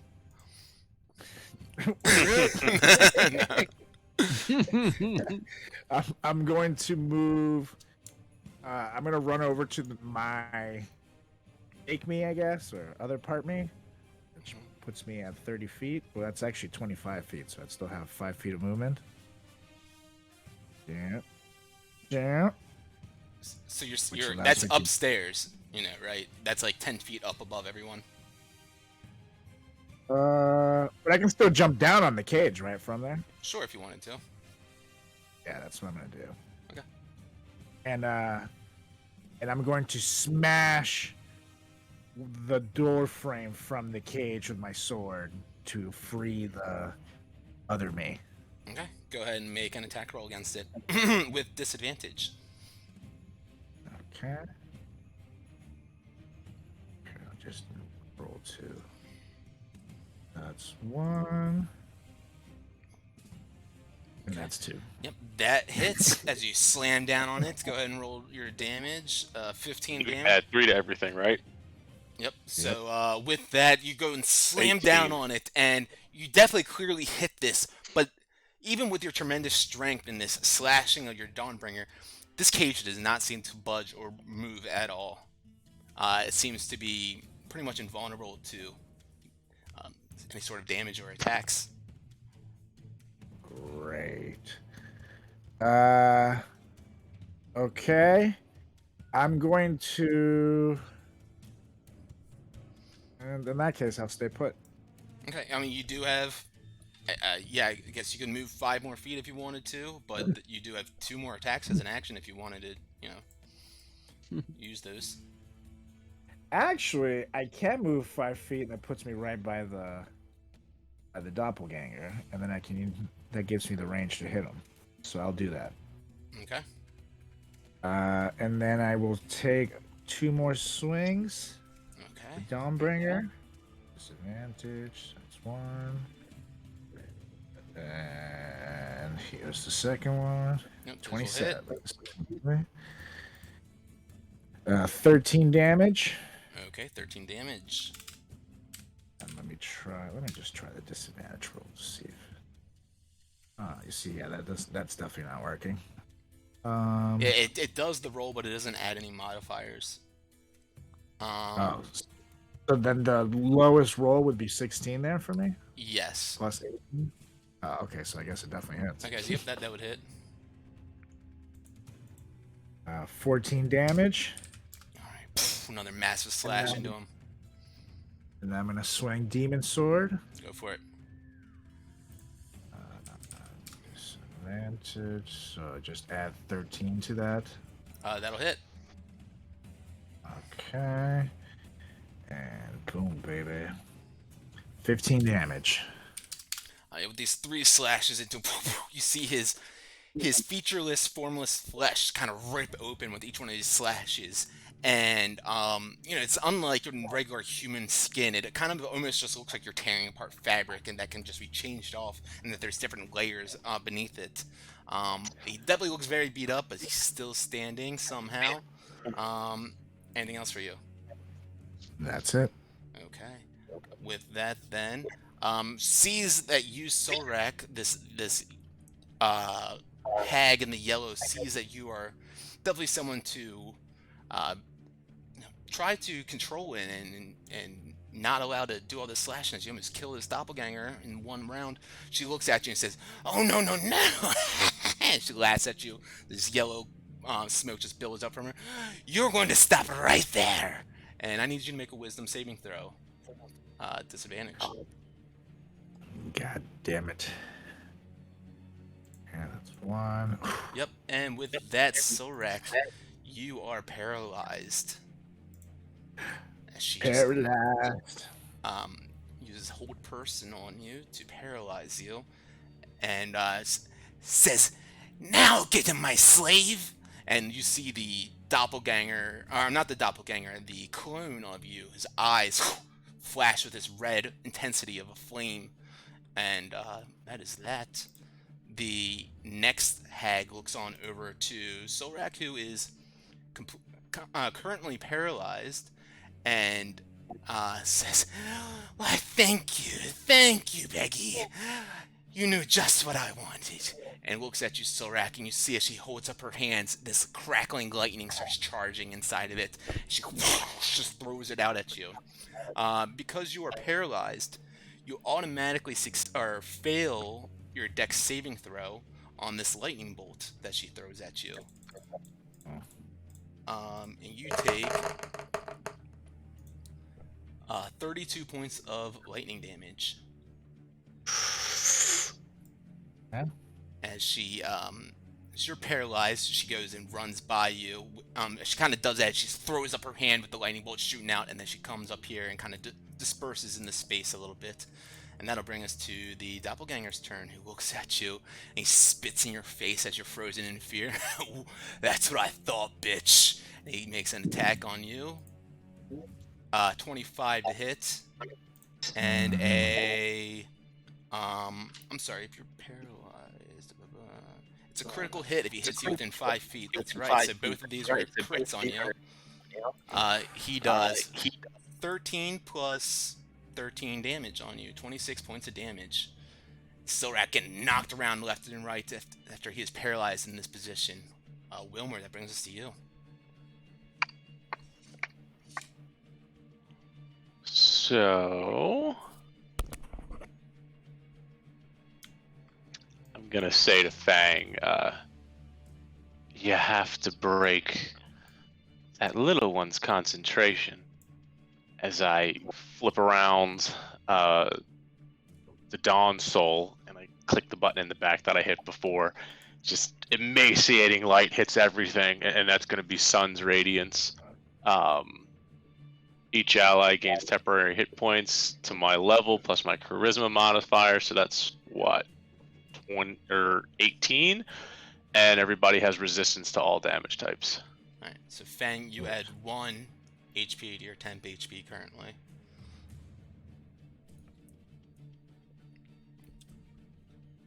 And what do I add? That's neat. You add 18 because he already has 17. Yep, Oh. I know, but that's neat.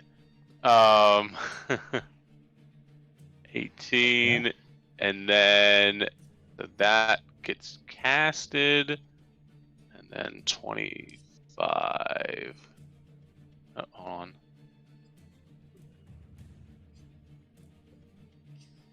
And then I'm gonna dip out, and I'm gonna run into this little corridor over here. 25, and get right behind the wall. Okay. And as I'm running out, I'm gonna yell. I'm gonna yell out to Solrak. Bonus action.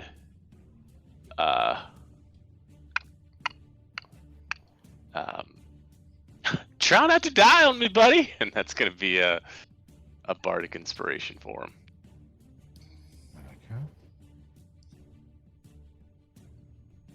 Okay. Anything else for you? That's it. Okay.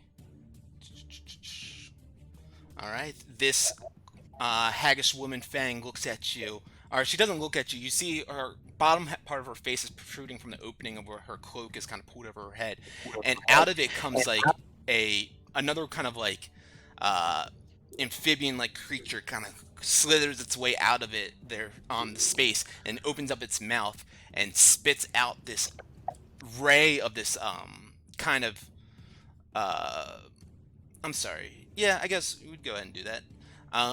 Shoots out this ray of sickness towards you. I need to make a Constitution saving throw. Alright, and I have advantage on con saves.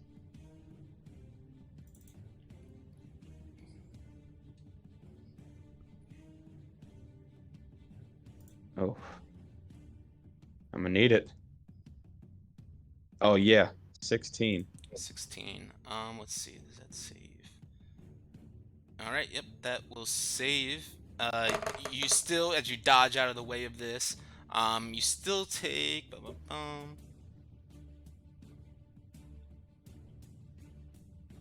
On a failed save. Oh, I'm sorry. Actually, you don't take anything if you succeed.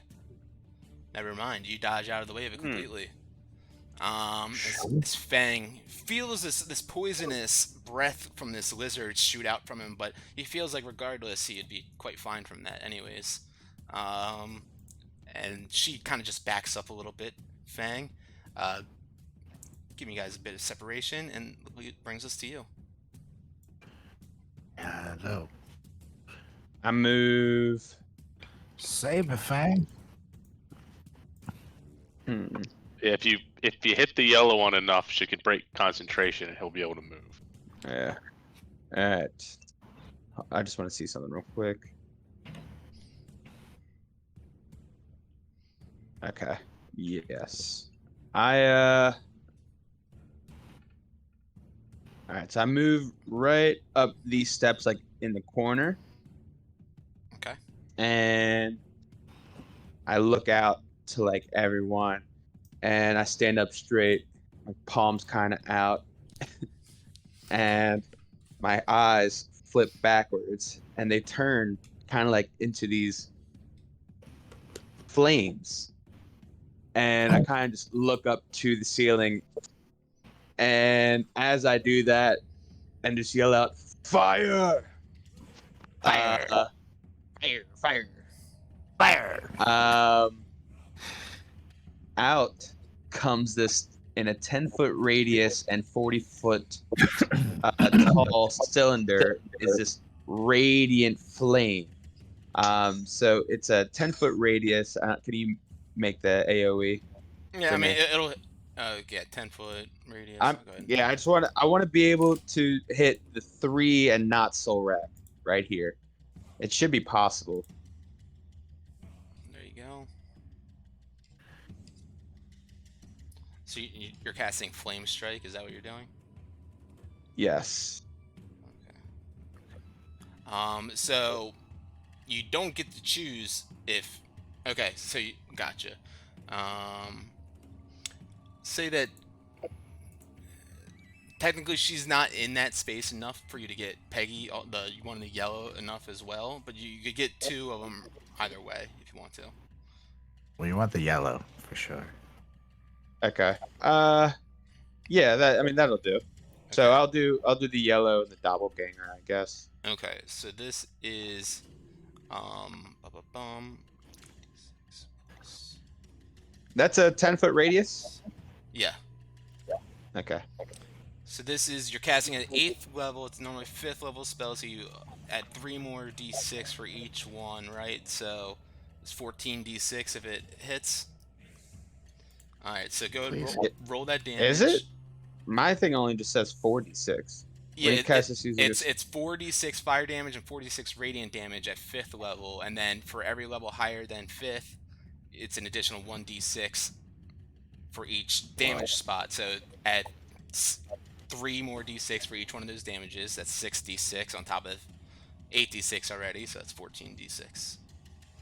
Alright, so go ahead and roll that damage, and it's a Dex 17.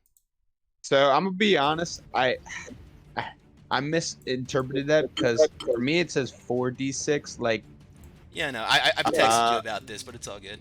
That it does that much damage because it's 8th level. Good.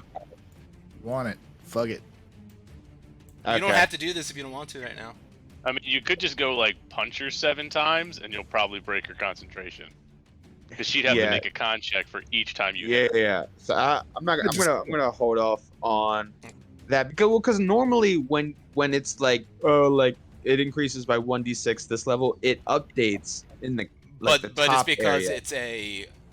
it's a magical item. Gotcha. Okay. Yeah. So I'm not gonna do that then.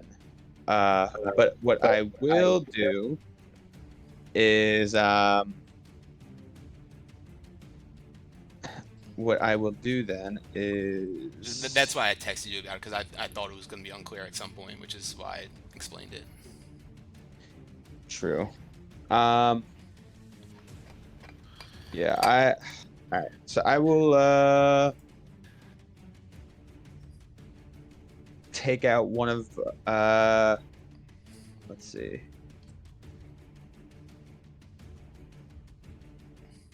All right, fuck it. I'm gonna just go over there and hit the bitch. Classic move. I'm just gonna go smack a bitch. That's the plan until they get punched in the face. Yeah, buddy. Yeah. It's like, I just slapped her. Alright, let's roll to hit. Yeah. Hold on. My shit's one being second. slow to get over there. Before you roll to hit. Yeah. At least I thought the lead up was badass. you feel that squash stew start turning in your stomach a little bit as you look at her dead on, and as you're about to swing at her, it seems like you're gonna have disadvantage on these attacks.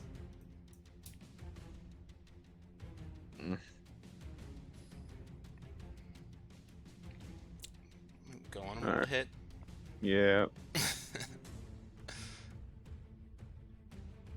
Oh, 29 and a 7. 12. Yeah, as you start to swing at her, oh god, you feel your stomach, and she just cackles a bit and dodges under that first swing. Yeah, I you knew miss. it. Alright, I guess we'll go at the bitch again. 18. I know I can do better than that. 17? That will just hit her. Yeah. Oh, yeah. 12 damage.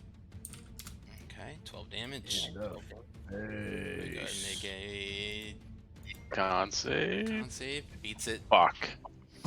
Alright. It's 2 hits. Yep. And then, bonus action.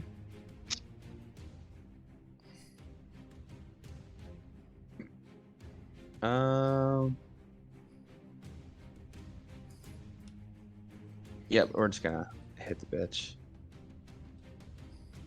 Oh, 24 and 15. That will miss as she dodges underneath the swing of that one.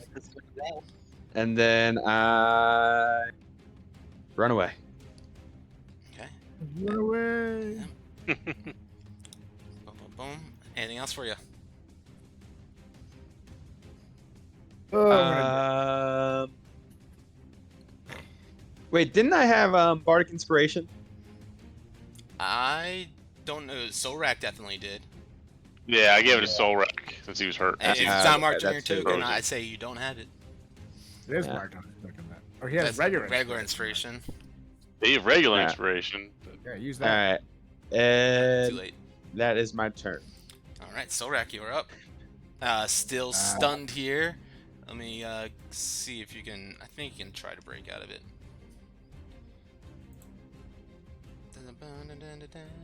At the end of each of your turns, you can make another wisdom saving throw. So, yep, you are stunned right now. Go ahead and make a wisdom saving throw to try to break out. Okay. And it's with disadvantage, right? Correct. Okay, come on, baby. This is 1. And this is 2. Unfortunately, I'll use my. Wait, Bardic Inspirations at D6 or D8? D10. D10. Oh, at D10? I'll use it. Okay, let's see it. It's on the 8, so you need like a 10. I believe in you. Fuck! 7. So A close. 15 will do it. As Solrak. As Solrak hears those inspiring words of Wilmore rattle in the back of his head, Oh, die! shakes yourself out of that paralysis, and you are no longer stunned. Fuck yeah. Peggy feels her concentration drop on that. That is the end of your turn, and her cackling smile turns into a menacing grimace now, and she turns to you and says, "I thought we were having fun." As that demonic voice comes out, she seems to have this like kind of yin and yang to her. She turns to you again, Solrak, and she points to you as she grabs something out of her soul bag attached to her side here. I need you to make another wisdom saving throw. I don't wanna! Okay. Yes. Jesus. With you feel this curse just start to take over your body. You're free of your movement, but you feel like you're not sure of what to do at this time. This is the bestow curse put on you, and it's the curse of where you have to make a wisdom saving throw at the start of each of your turns. If you fail, you waste your turn. You do nothing as an action, essentially. Right. And she kind of backs up a little bit and says, "Now get him!" And she points over to the fleshless doppelganger. But Widow Groats, the the hag up at the top. She knows that the little halfling just kind of ran and tucked himself behind this wall up here in the room beyond the corner. Let me just see something.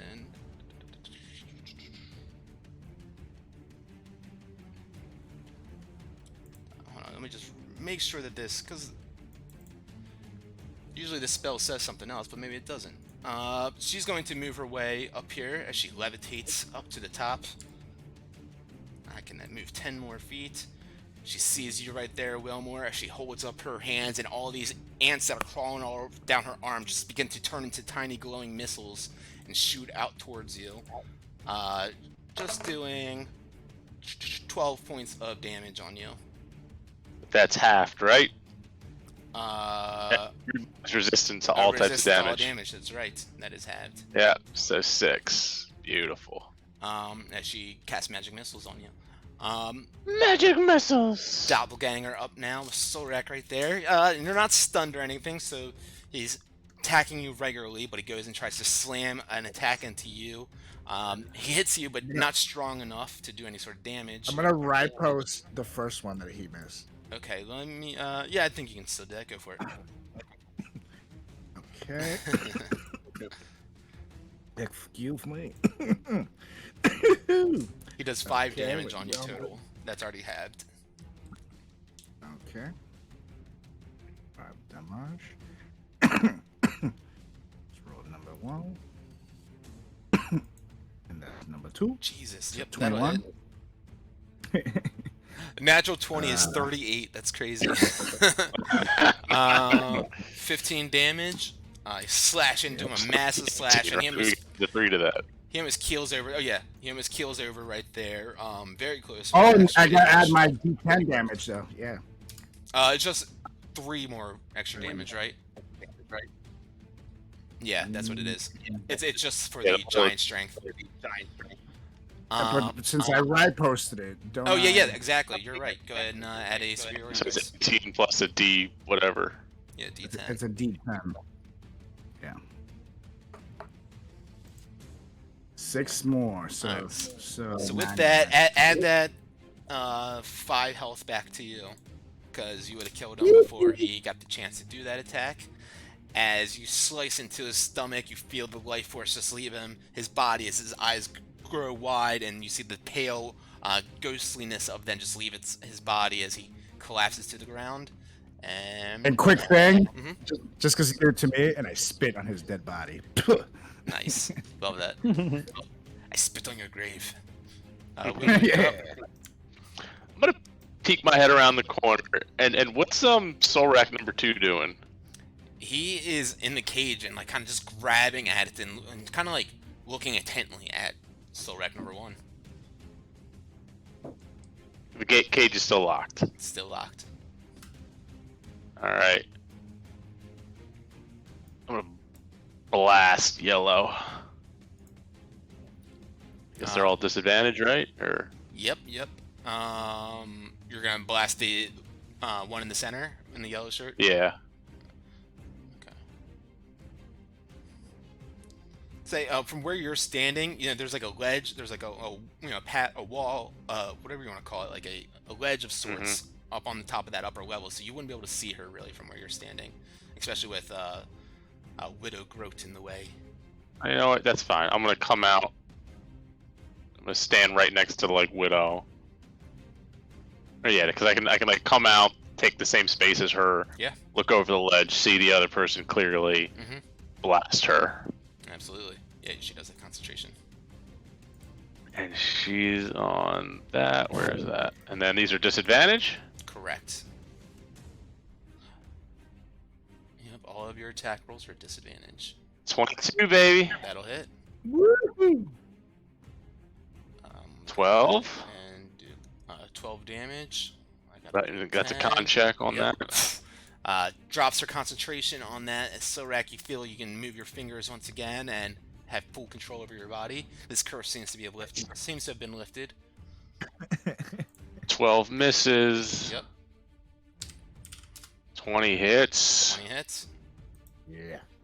5 damage. Nice. Then I'm gonna. Hold on. Is that? Am I still within 5 feet of her? You'd have to Does be that like in the get an door frame. opportunity attack? You're around the corner. Yeah, if you were to I'm sit here. where you are, then yeah, she would attack you. That's an opportunity attack. So door frame, but like, I'm like using this chick to like block me from the other chicks. All right. Anything else? That's gonna be it for now. I think that was good. That was good. And you just hear me out like, kill the bitch, Solrak! Baggy Nana, you guys see these wings spread out wide from the opening of her mask as like a hawk or some sort of bird's wings spread wide and start to lift her up. Actually, it'd be more like a bat or something like that. More kind of like, just weird wings protruding from there. And so she'd fly on up over towards Fang and look at you, Fang, and you see her eyes start to bleed this inky blackness just down her cheeks and dripping down to the floor as you feel this start to take over you. I need to make a wisdom saving throw. Okay. Wisdom save. Ooh, 10. I'm gonna use my inspiration on that. All right. Ah, that one. Fuck. As you look at these black tears that start pouring down her face and down onto the floor, you start to feel dizzy and lightheaded as you just fall backwards and fall asleep and unconscious right on the floor right here. You are unconscious. Fell asleep. So sleepies. He did just eat a lot, so I usually take a nap after I eat. That's true. As she says, "Sleep now, my sweet prince." And with your turn up now, on each of your turns until it spends.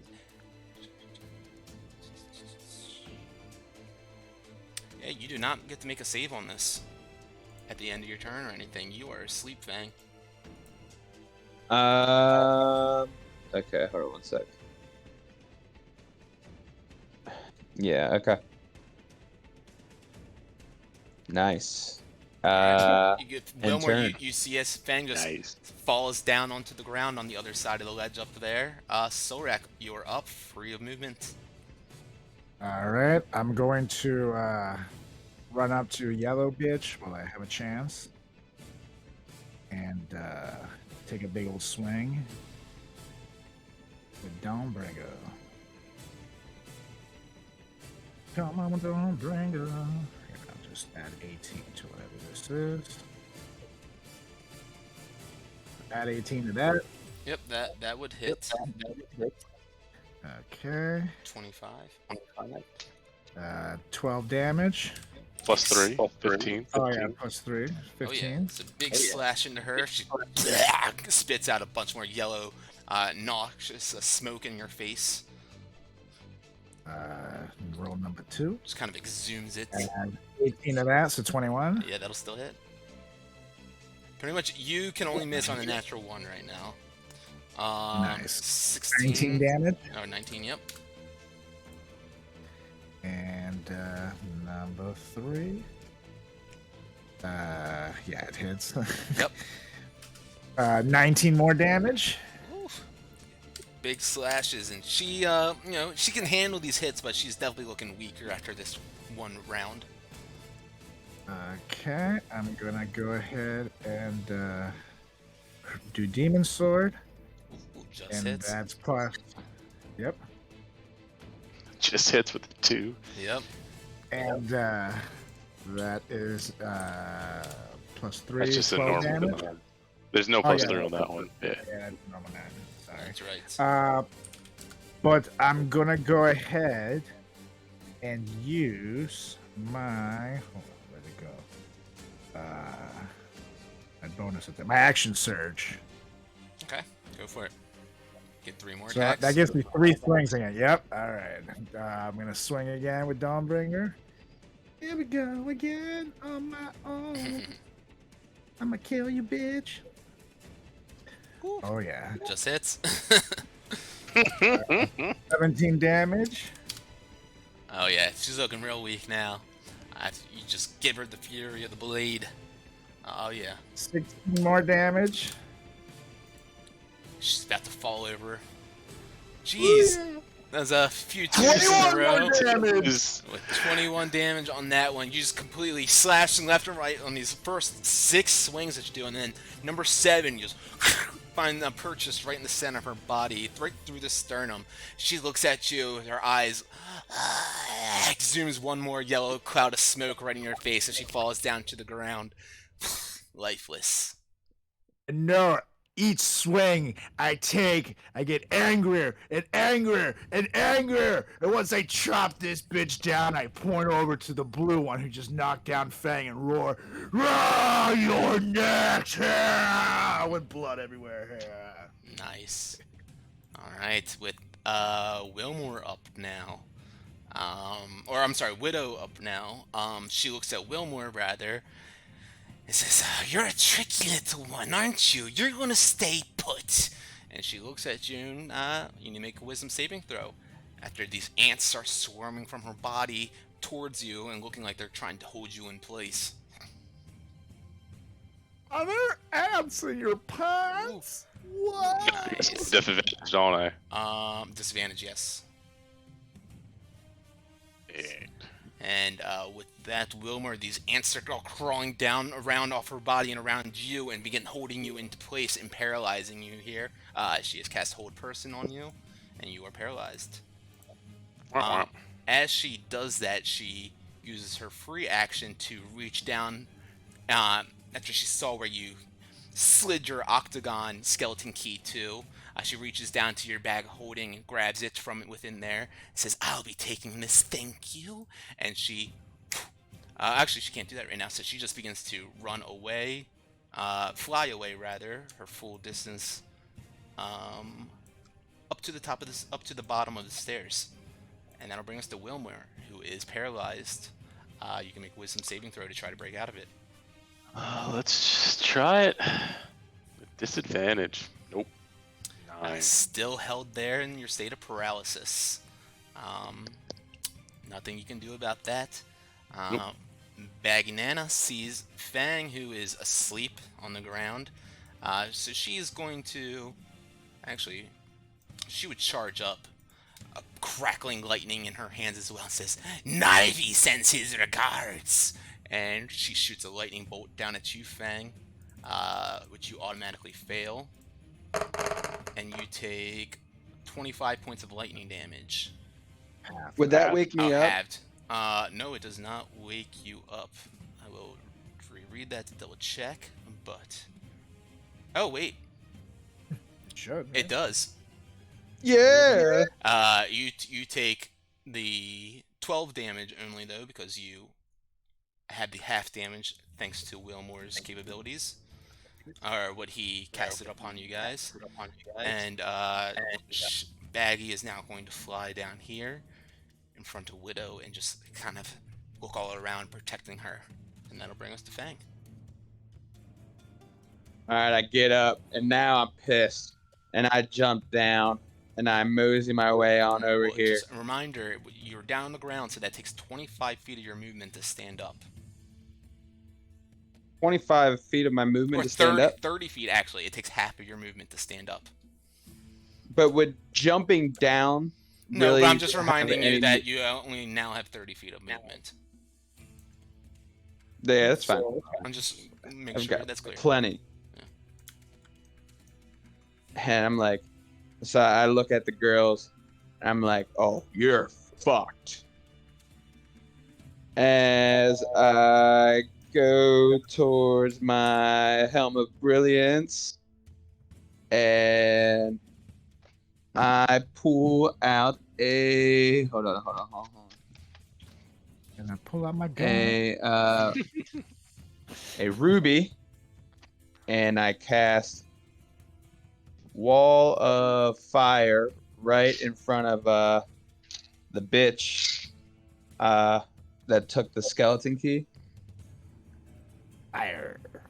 Okay, so go ahead and place that wherever you're placing it. AOE. Line, I guess. LMNOP.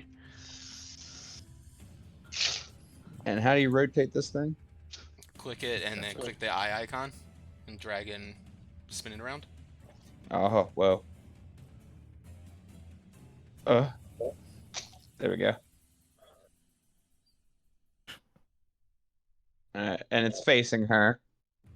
Okay. Okay, so she needs to make a dex save. Is that what it is? Let me confirm that. I want to say yes, and I think it's a DC 18 or 17. Wall fire, Dex 18. She sees you casting this spell out. Actually, no, she's not gonna do that.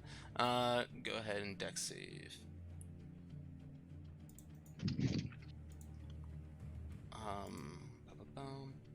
Wow, did I really roll 2 7s in a row? Okay, I was just double checking that that wasn't what it actually got. Okay, so yep, she fails her dex save then, as she takes a bit of fire damage on her back, or on her face as she's trying to run up these stairs. 24 damage. Alright, it just burns her. You see, it doesn't seem to cinch her as much as you would hope, but definitely still doing a bit of damage. And it seems to stop her in her tracks. And the other one would also have to do it as well. No, it's only within 10 feet. It's within 10 feet? Yeah. Oh shit, okay.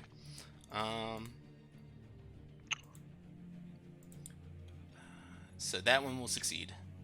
So she takes 12 damage, and so now does she have concentration on something? Oh, it was on you, but not anymore. Right. Alright. As this wall of fire burns up this stairwell here. Anything else for you? I turn to Solrak and I say, "Get the fucking key." And that is my turn. Good move. Thank you. Wait. Oh yeah, we can do that. That was good. That was good.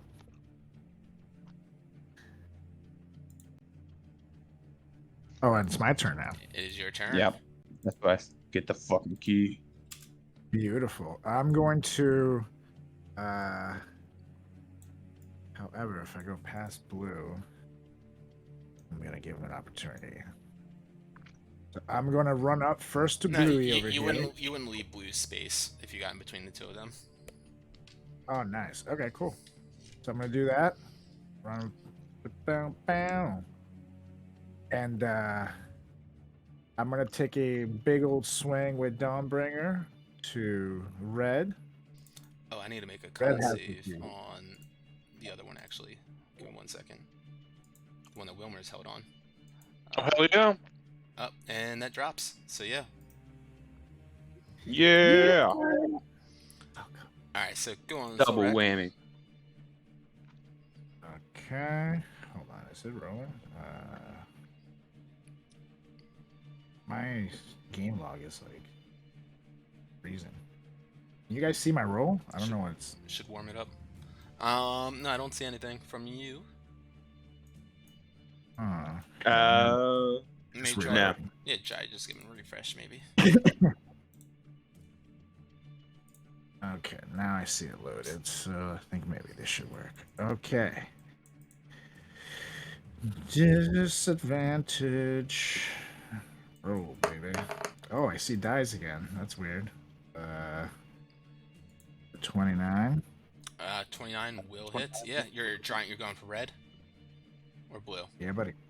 Red. All right. Yep, that will hit. Go ahead and do damage. 17. 20 damage. Plus 3. Oh yeah, massive slash. And here we go again. That's plus 18, so it hits. 17 more damage. 17 more damage. Oh yeah. Number thrice. Yeah, baby. Damn, it's a big ass roll. Plus 20 more damage. Oof. And now Demon Sword on that hoe. That's my hit single. Coming to Spotify. Demon sword on that hope. Demon sword on the. Yep, that'll hit. Yeah, he's a Oof. certified freak. And that is 10 damage. 10 more damage. As the flames strike into her. Yeah, the flame part doesn't seem to do as much as you would hope, but still slashing is good. Definitely cut into her a few times. And that will be it. Hold on, I'm trying to hit and turn, but my sheet is in the way. Mhm. Yeah, I'm frozen, so if you can hit it for me, Cool. I'm sorry. Yeah, no, all good. As you slash into her a few times, she's kind of really beat up and cut up right now. She looks at you, Silrak, as all the ants and bugs crawling down her hair and skull kind of start to crawl towards you and down her arms and then start to develop around her. And she says, "Good luck. I'll see you again in another time, another place." As she begins to cast etherealness on herself and disappears from this space as she enters the ethereal plane. You guys don't see where she has traveled to currently. She just seems to vanish from your space. And Wilmore, you are up. She has the octagon skull in her possession.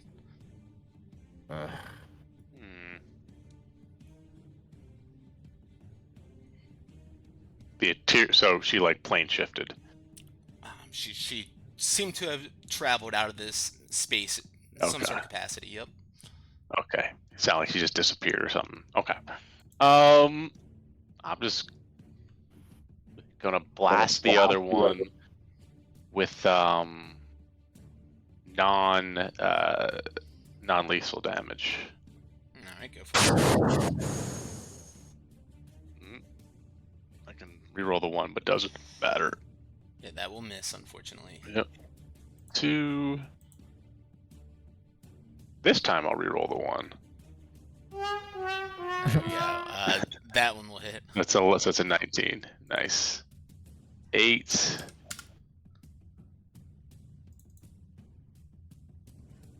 That hits. Yep. And 5. Nice. You just kind of blast her a few times, get her attention. Whoops, I didn't mean to slide her up there. She looks at you and then looks back at Silrak. Oh man, oh man. That's a ranged attack. I can't do that. She will.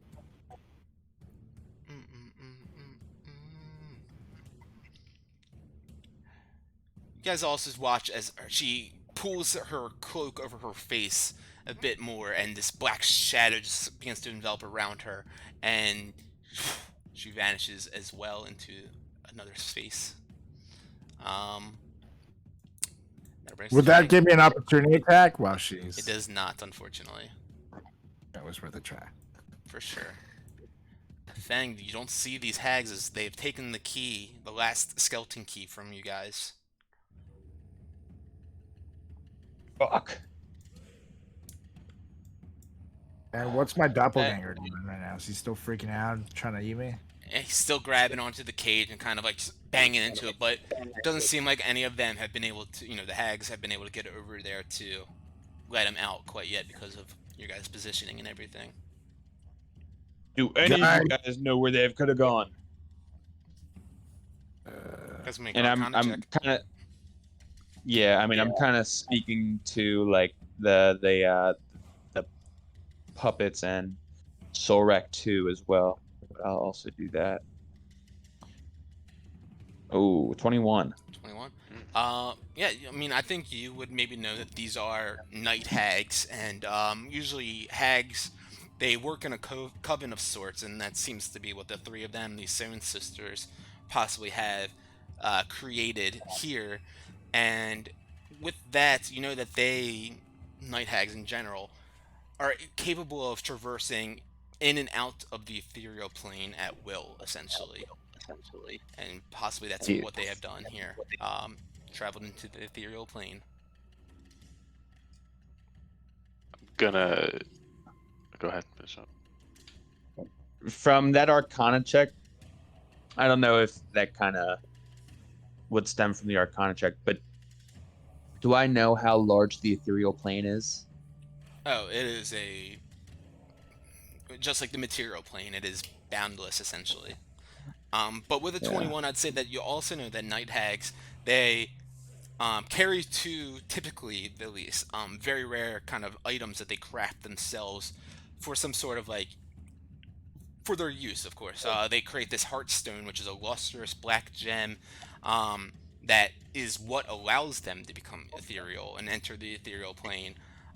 You saw that she grabbed this Heartstone as she was doing this, as both of them were doing this and traveling across the plains. And you also know that they have these soul bags, which you saw the yellow one, Pegbell had, which is pretty much like they create like from a evil humanoid when they kill it and they create out of their skin and everything. They catch their soul in this black sack made of their flesh, and it kind of just gives them like a bit of their like abilities and powers. Yeah, so I go over to her and I look to see. So I know she has a soul bag, but I look to see if she has a Heartstone as well. Yeah.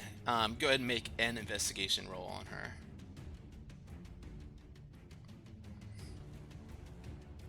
Oh, now I get an at 20. Nice. So with her, you see. First one on that. I think it is. Finds her underoos and a nice black thong. And they're deteriorated, made from flesh. You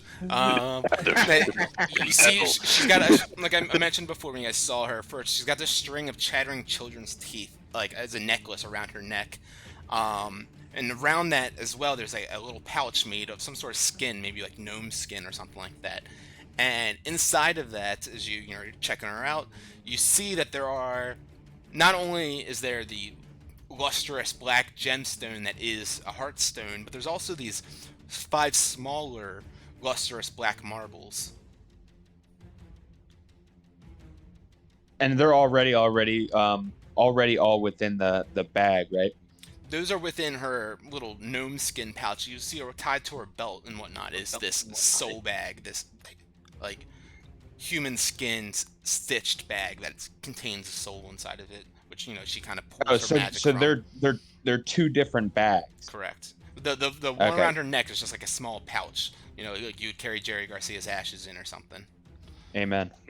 Yeah. Yeah, so I take both of those, and then I pull out the Heartstone, and did I see the other 2 sisters do anything specific with the Heartstone before I saw them teleport? They definitely seem to do some sort of vocal and somatic, components to a spell. To some sort of like ability. Right. All right, so I take the Heartstone out, and I gather Solrak, Chaddington, get on in here. Let's see if we can chase after them. We need that key. I get up in there. I get All of it. them. So kind Step of like up in it. holding all of them with me, as I'm holding the Heartstone with me. I just say, "To the ethereal plane." And like close my eyes, squinting, I just and giggle poking, to like myself. I'm just like gone there. That's how it works. All right, make an Arcana check, bang. All right.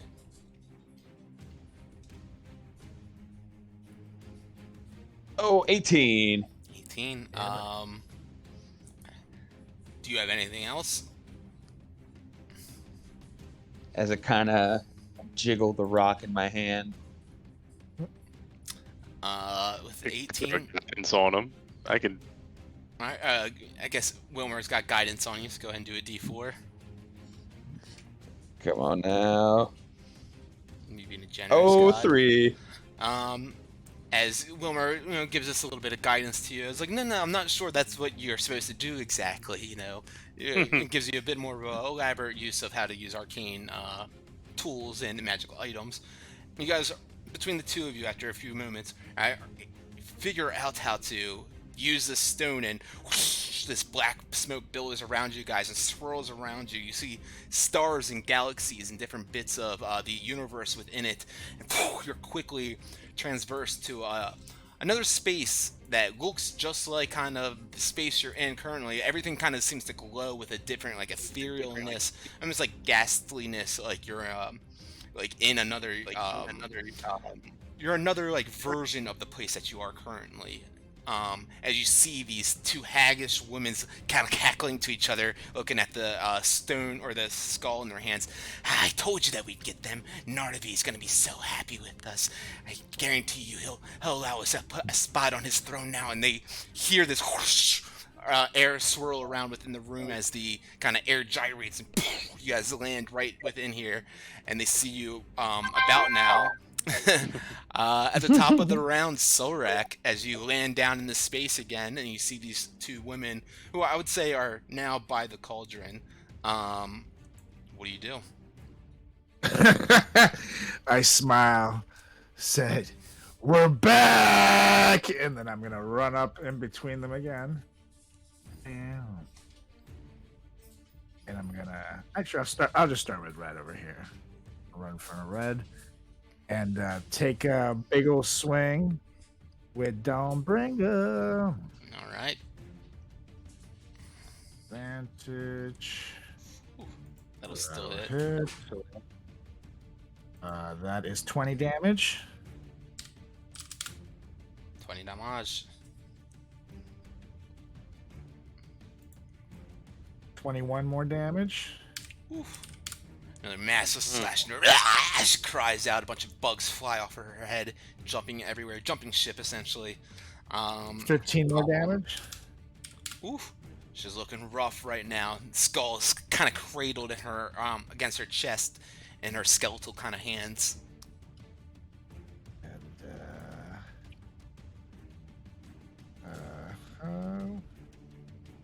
And 16 more damage. And with that, Sorak, you slice into her with the demon sword one last time. She gives out this death cry as the grasp unleashes from this skull in her hands, and it falls down to the ground by your feet. And in between you and Baginana, the other hag in here, who looks at you and looks like she's about ready to grab it as well. Anything else that you want to do on this turn? I look up at the Baginana and I say, "Go on, reach for it. Make my day." Okay. Anything else? That's it? That's it. All right. So that'll bring us to Wilmore. Just kind of lean back to Fang and I go, I think Solrak's juicing. And then I just start blasting away. No, No, you don't want me to blast? no, get the key.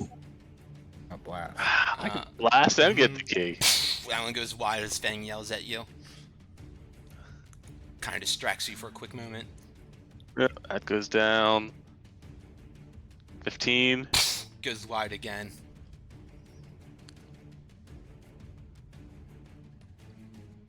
Goes wide again. And then I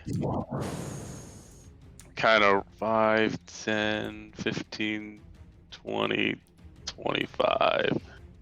So I like dive down, slide across, grab the key, and just kind of like stand up on the other side, just holding my bag of holding, being happy. All right. With key in possession, Baggy, who's not as beat up as obviously the other two who are been completely annihilated and destroyed, she kind of looks around. You guys can only see her lips essentially right now. It says, all right, relax. Relax here. I don't want to die and join the rest of my sisters. Perhaps we can make a deal. I do love a good deal. You must swear on your mortal souls, though, not to harm me if I divulge you with any sort of information. How do we know we can trust you? Old hag. She grabs the soul stone again. You watch as this kind of swirling smoke surrounds all of you guys, and she brings you back to the material plane once again. As it kind of just swirls around you guys and says, "You can't. But if you go back on your word, I do have information that could be helpful for you all. But if you do go back on your word, then you will not be able to trust me then.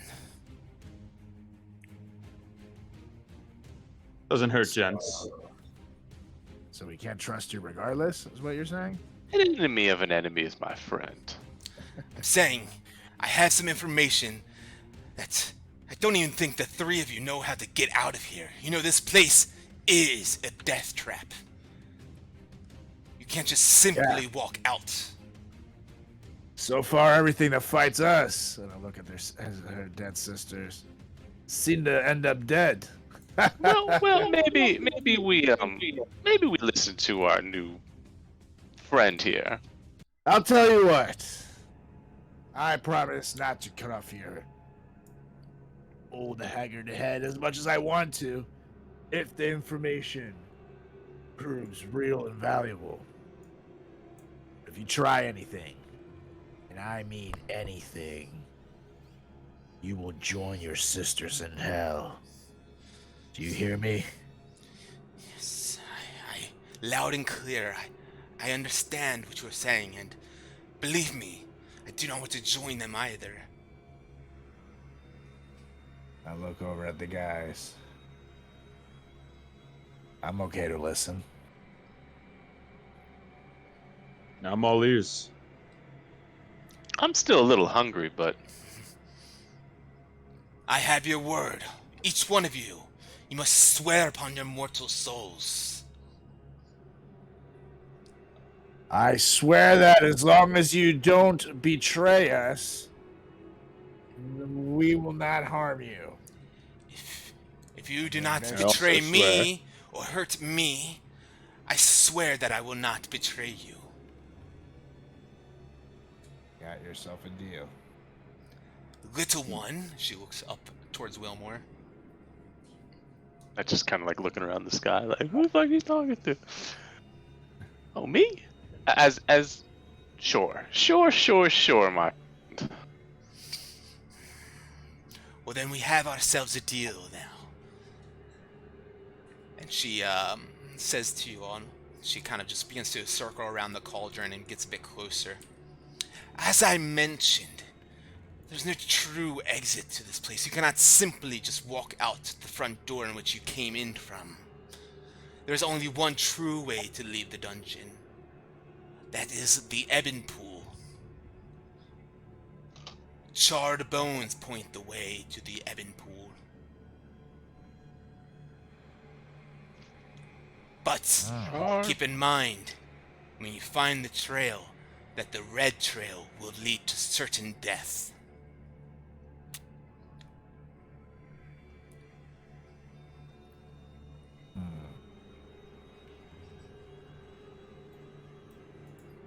And Is the where Ebon is Pool this? through the door? I'm sorry? Where ahead. is this Evan pool? The Ebon Pool is somewhere on this floor, on this level. Like down here? Beyond the gates. She kind of turns and gestures over to the green goblin skeleton door. I assume that's our next steps. I do have one other question for you. If maybe you could help us figure out what's going on here. And I'm pointing at Solrak 1 and Solrak 2. She kind of just like sighs. That was an experiment that Narvi had us create. We collected essences from each one of you, put them inside of this being to emulate and have the thoughts and memories that each one of you have, so that Narvi and whomever could feed upon these thoughts and memories and know everything about each one of you at any given time.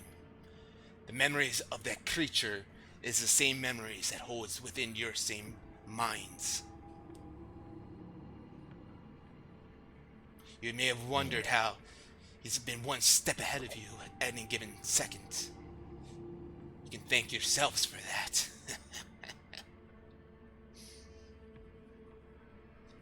And aside from Ebenpool, what else is beyond that green door? Beyond the door is the Death God's nursery. The A triple from another plane. He will be brought into divinity, ascending onto the new pantheon of gods. A new god of death.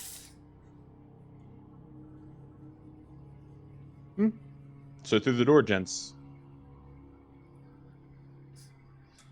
First, we need to dispose of the doppelganger.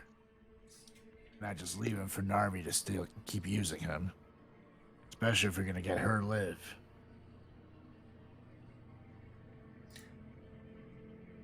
Perhaps. Oh, go ahead. I think it is best to dispose of our little friend over here. I look over at the witch. Can you kill the doppelganger? It is your creature. If I do so, I'm afraid that I will become turned under the punishment of the Great Red One. I can, however, turn a blind eye. I was never here. I was never here. And she begins to just envelop in black smoke once again and vanishes from the space. Whoops, wrong token. Well, I can see I the look floor. over. Yep. It's like, well, she was never here. You heard her. You heard the lady. And I'm gonna turn back to the cage, and literally, I'm just gonna stick my sword through it, just start stabbing at this motherfucker through the cage. You watch as his eyes just exude with pain and betrayal as he looks at a mirror image of himself, just stabbing himself over and over again. No, stop it! Why? Why? And he's just kind of grabs at the cage. If you're gonna kill me like a man! He just grits his teeth and spits. I'm gonna put Dawnbringer through his throat then. You just watch him with one last gasping breath. You just put the Dawnbringer right through his throat. You just leave him breathless, unable to speak anymore. He's just grabbing on, still knuckles white against the outside of the cage. Looks down as his head just tilts down until slowly his grasp releases and he falls down, bleeding out fully. But before he fully, the last breath leaves his body fully, he watches his form changes and shifts.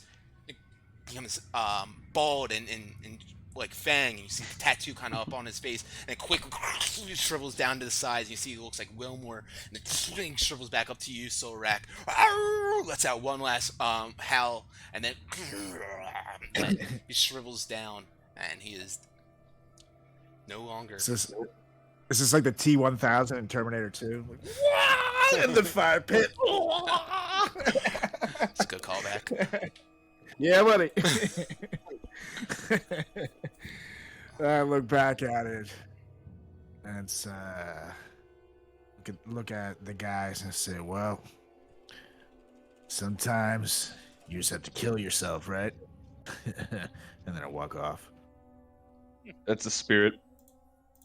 All right, now, no more games. Let's put this fucking key in the door.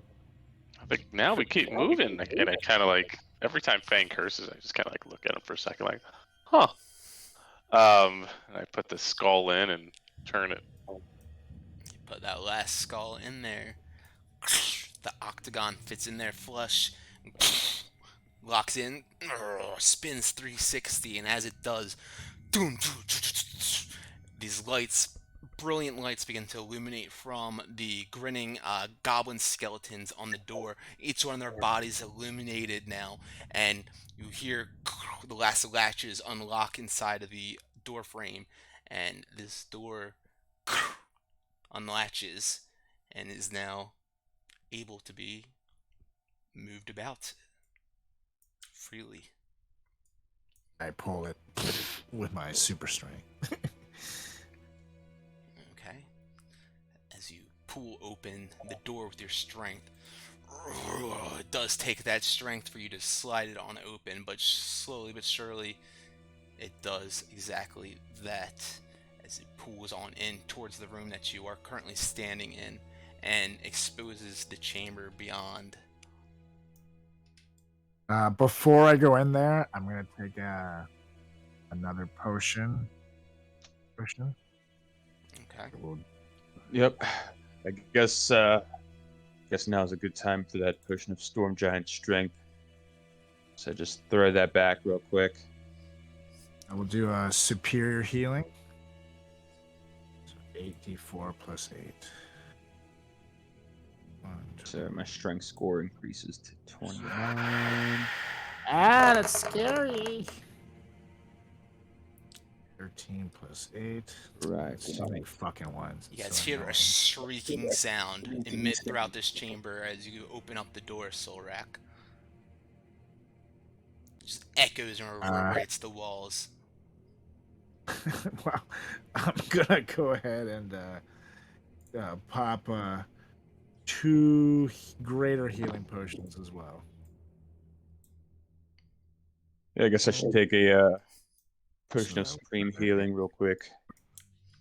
Okay. As the door opens and you guys can see beyond the chamber now, you see, because you guys can see what's in here, right? See crumbling balconies overlook a pool of lava filling this triangular chamber, above which is suspended an enormous crystal cylinder, held in place by 3 adamantine struts. See wraith-like forms swirl inside the crystal cylinder, and otherworldly screams just hang in the air. You guys can see 4 long, writhing tentacles sprout from the cylinder's cap. And beside it, a shriveled monstrosity the size of an elephant floats near the cylinder.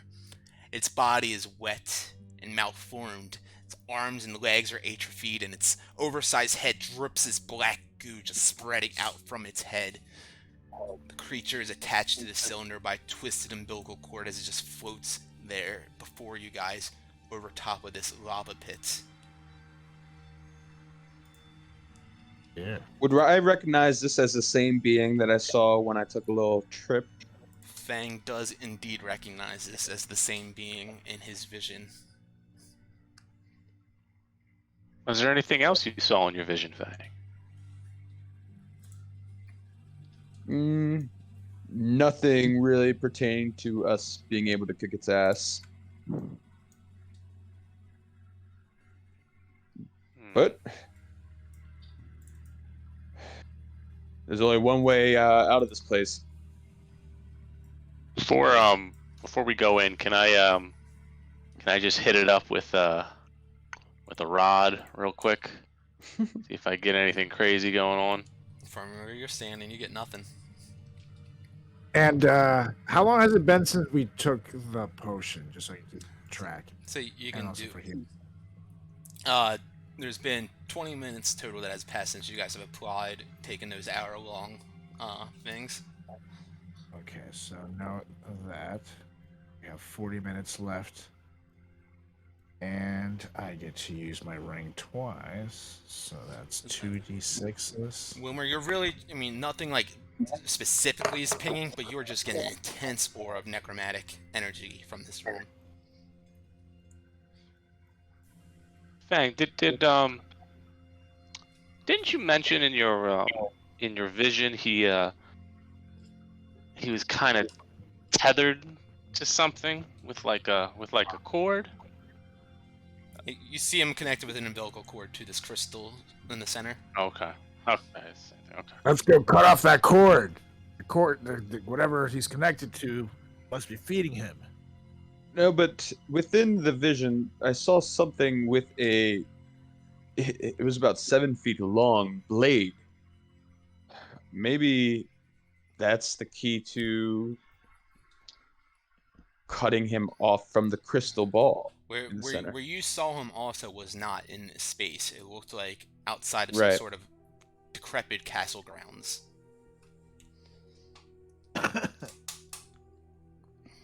What you saw was something in the future that we can probably prevent like killing him right now. I say we go chop off that cord. That could Go right ahead, Solrak. I'm going to Christ. Take a couple steps in here.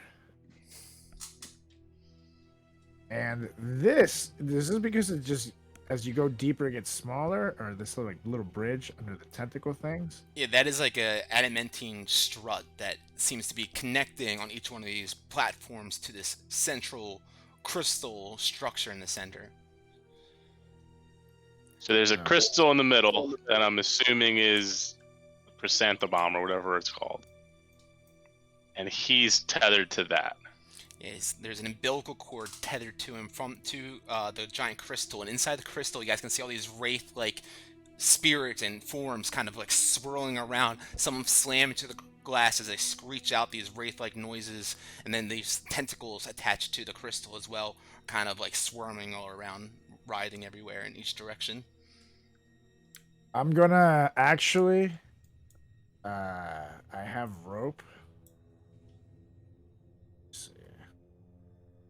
Yeah, I have it, I believe. Can we see if there's anything like what this is on the other side?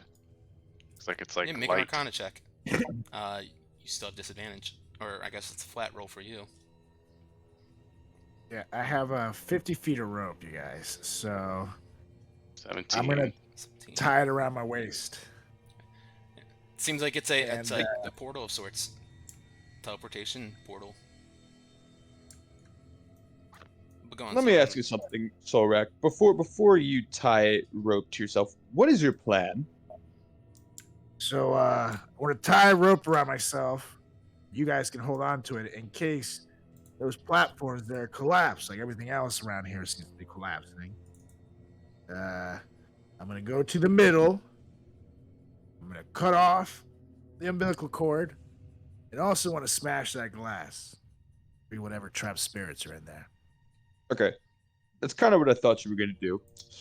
Do you think it's gonna be that easy? No, but do you have a better idea? Yes, staying far away from these tentacles protruding from it as well. That's it. I mean, you're writing your death wish right there. Do you guys think maybe we could What if you talk blast to them? it? I've got an idea. And so, hold on one second. Let me just get this right. This time. Ooh, you can do the fire thing. Hold on one sec. Okay, cool. Is he like right over top of the crystal ball right now, or? It's like to the side of it. It's like a tall crystal like cylinder almost. Oh, so does it go? How tall is it? Does it go like from there to the ceiling, or? No, it does not go to the ceiling. It's fairly tall. It's like 20 feet high and like 10 feet in diameter. Okay. He hasn't like noticed us or anything, The has he? ceiling of the vault is like 30 feet high altogether from where you guys are Okay. standing. Or Gotcha. from inside the vault, actually, but yeah. All right. So I do this then. I stand up straight. Yeah, I got my like body facing right at him. Eyes roll back in the head. Eyeballs kind of ignite with this burst of flames, and as I'm just looking at him, really, I yell out this time, being legit, fire! And then this time is flame strike, and I'm gonna put it like right, like in between the cylinder and him, so I can get both in a 10-foot radius and 40 feet high. All right, make a sleight of hand check as you do this. All right, hold on one sleight of hand. 20, dirty 20. 20.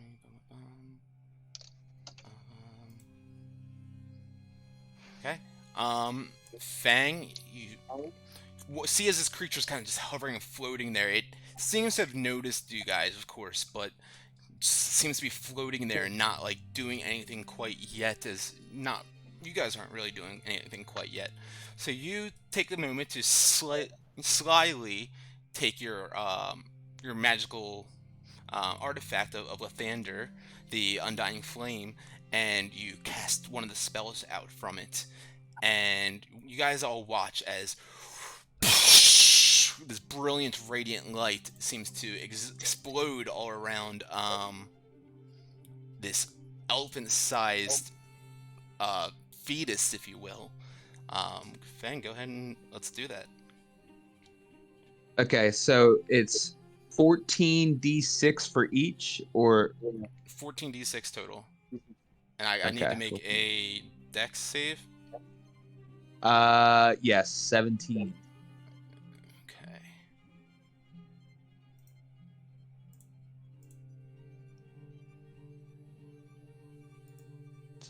Wow.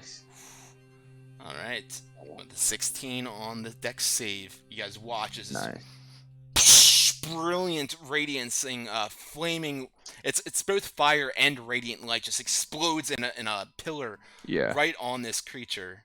Go and 39 damage. Is that what I'm seeing? Yeah. Okay. So it's 39 fire and 39 radiant. Wow. No. Did you roll a 12d6 or what did you roll? I rolled 14d6. Okay, yeah. So all of that it's split. It is whatever because it's what are the rolls? 4d6 and 4d6, and then you add 1d6 to each one or 3d6 to each one of those. So 7d6 and 7d6. Okay. So the fire is. It's alright. We'll just count it as 40. As you guys all watch as this explodes around him. The flames don't seem to do as much damage as you'd hope, but the radiance singes his skin as he lets out this death wail all around you guys. And with that death wail, I just need everyone, we're going to call it right here, I need everyone to make a Constitution saving throw. Uh-oh. And we'll roll initiative as well. 20? You have disadvantage, I'm sorry. 4. 18. 18, okay. Fuck. 11. As he lets out this wail around you guys, it shakes you guys to your core, and you guys, have to get down on one knee for a moment, as seems to be pulling life essence from you every time he lets out one of these screams, as each one of you guys takes a point of exhaustion right now with that wail. Go ahead and let's roll initiative, and this is where we'll pick it up next time we get together.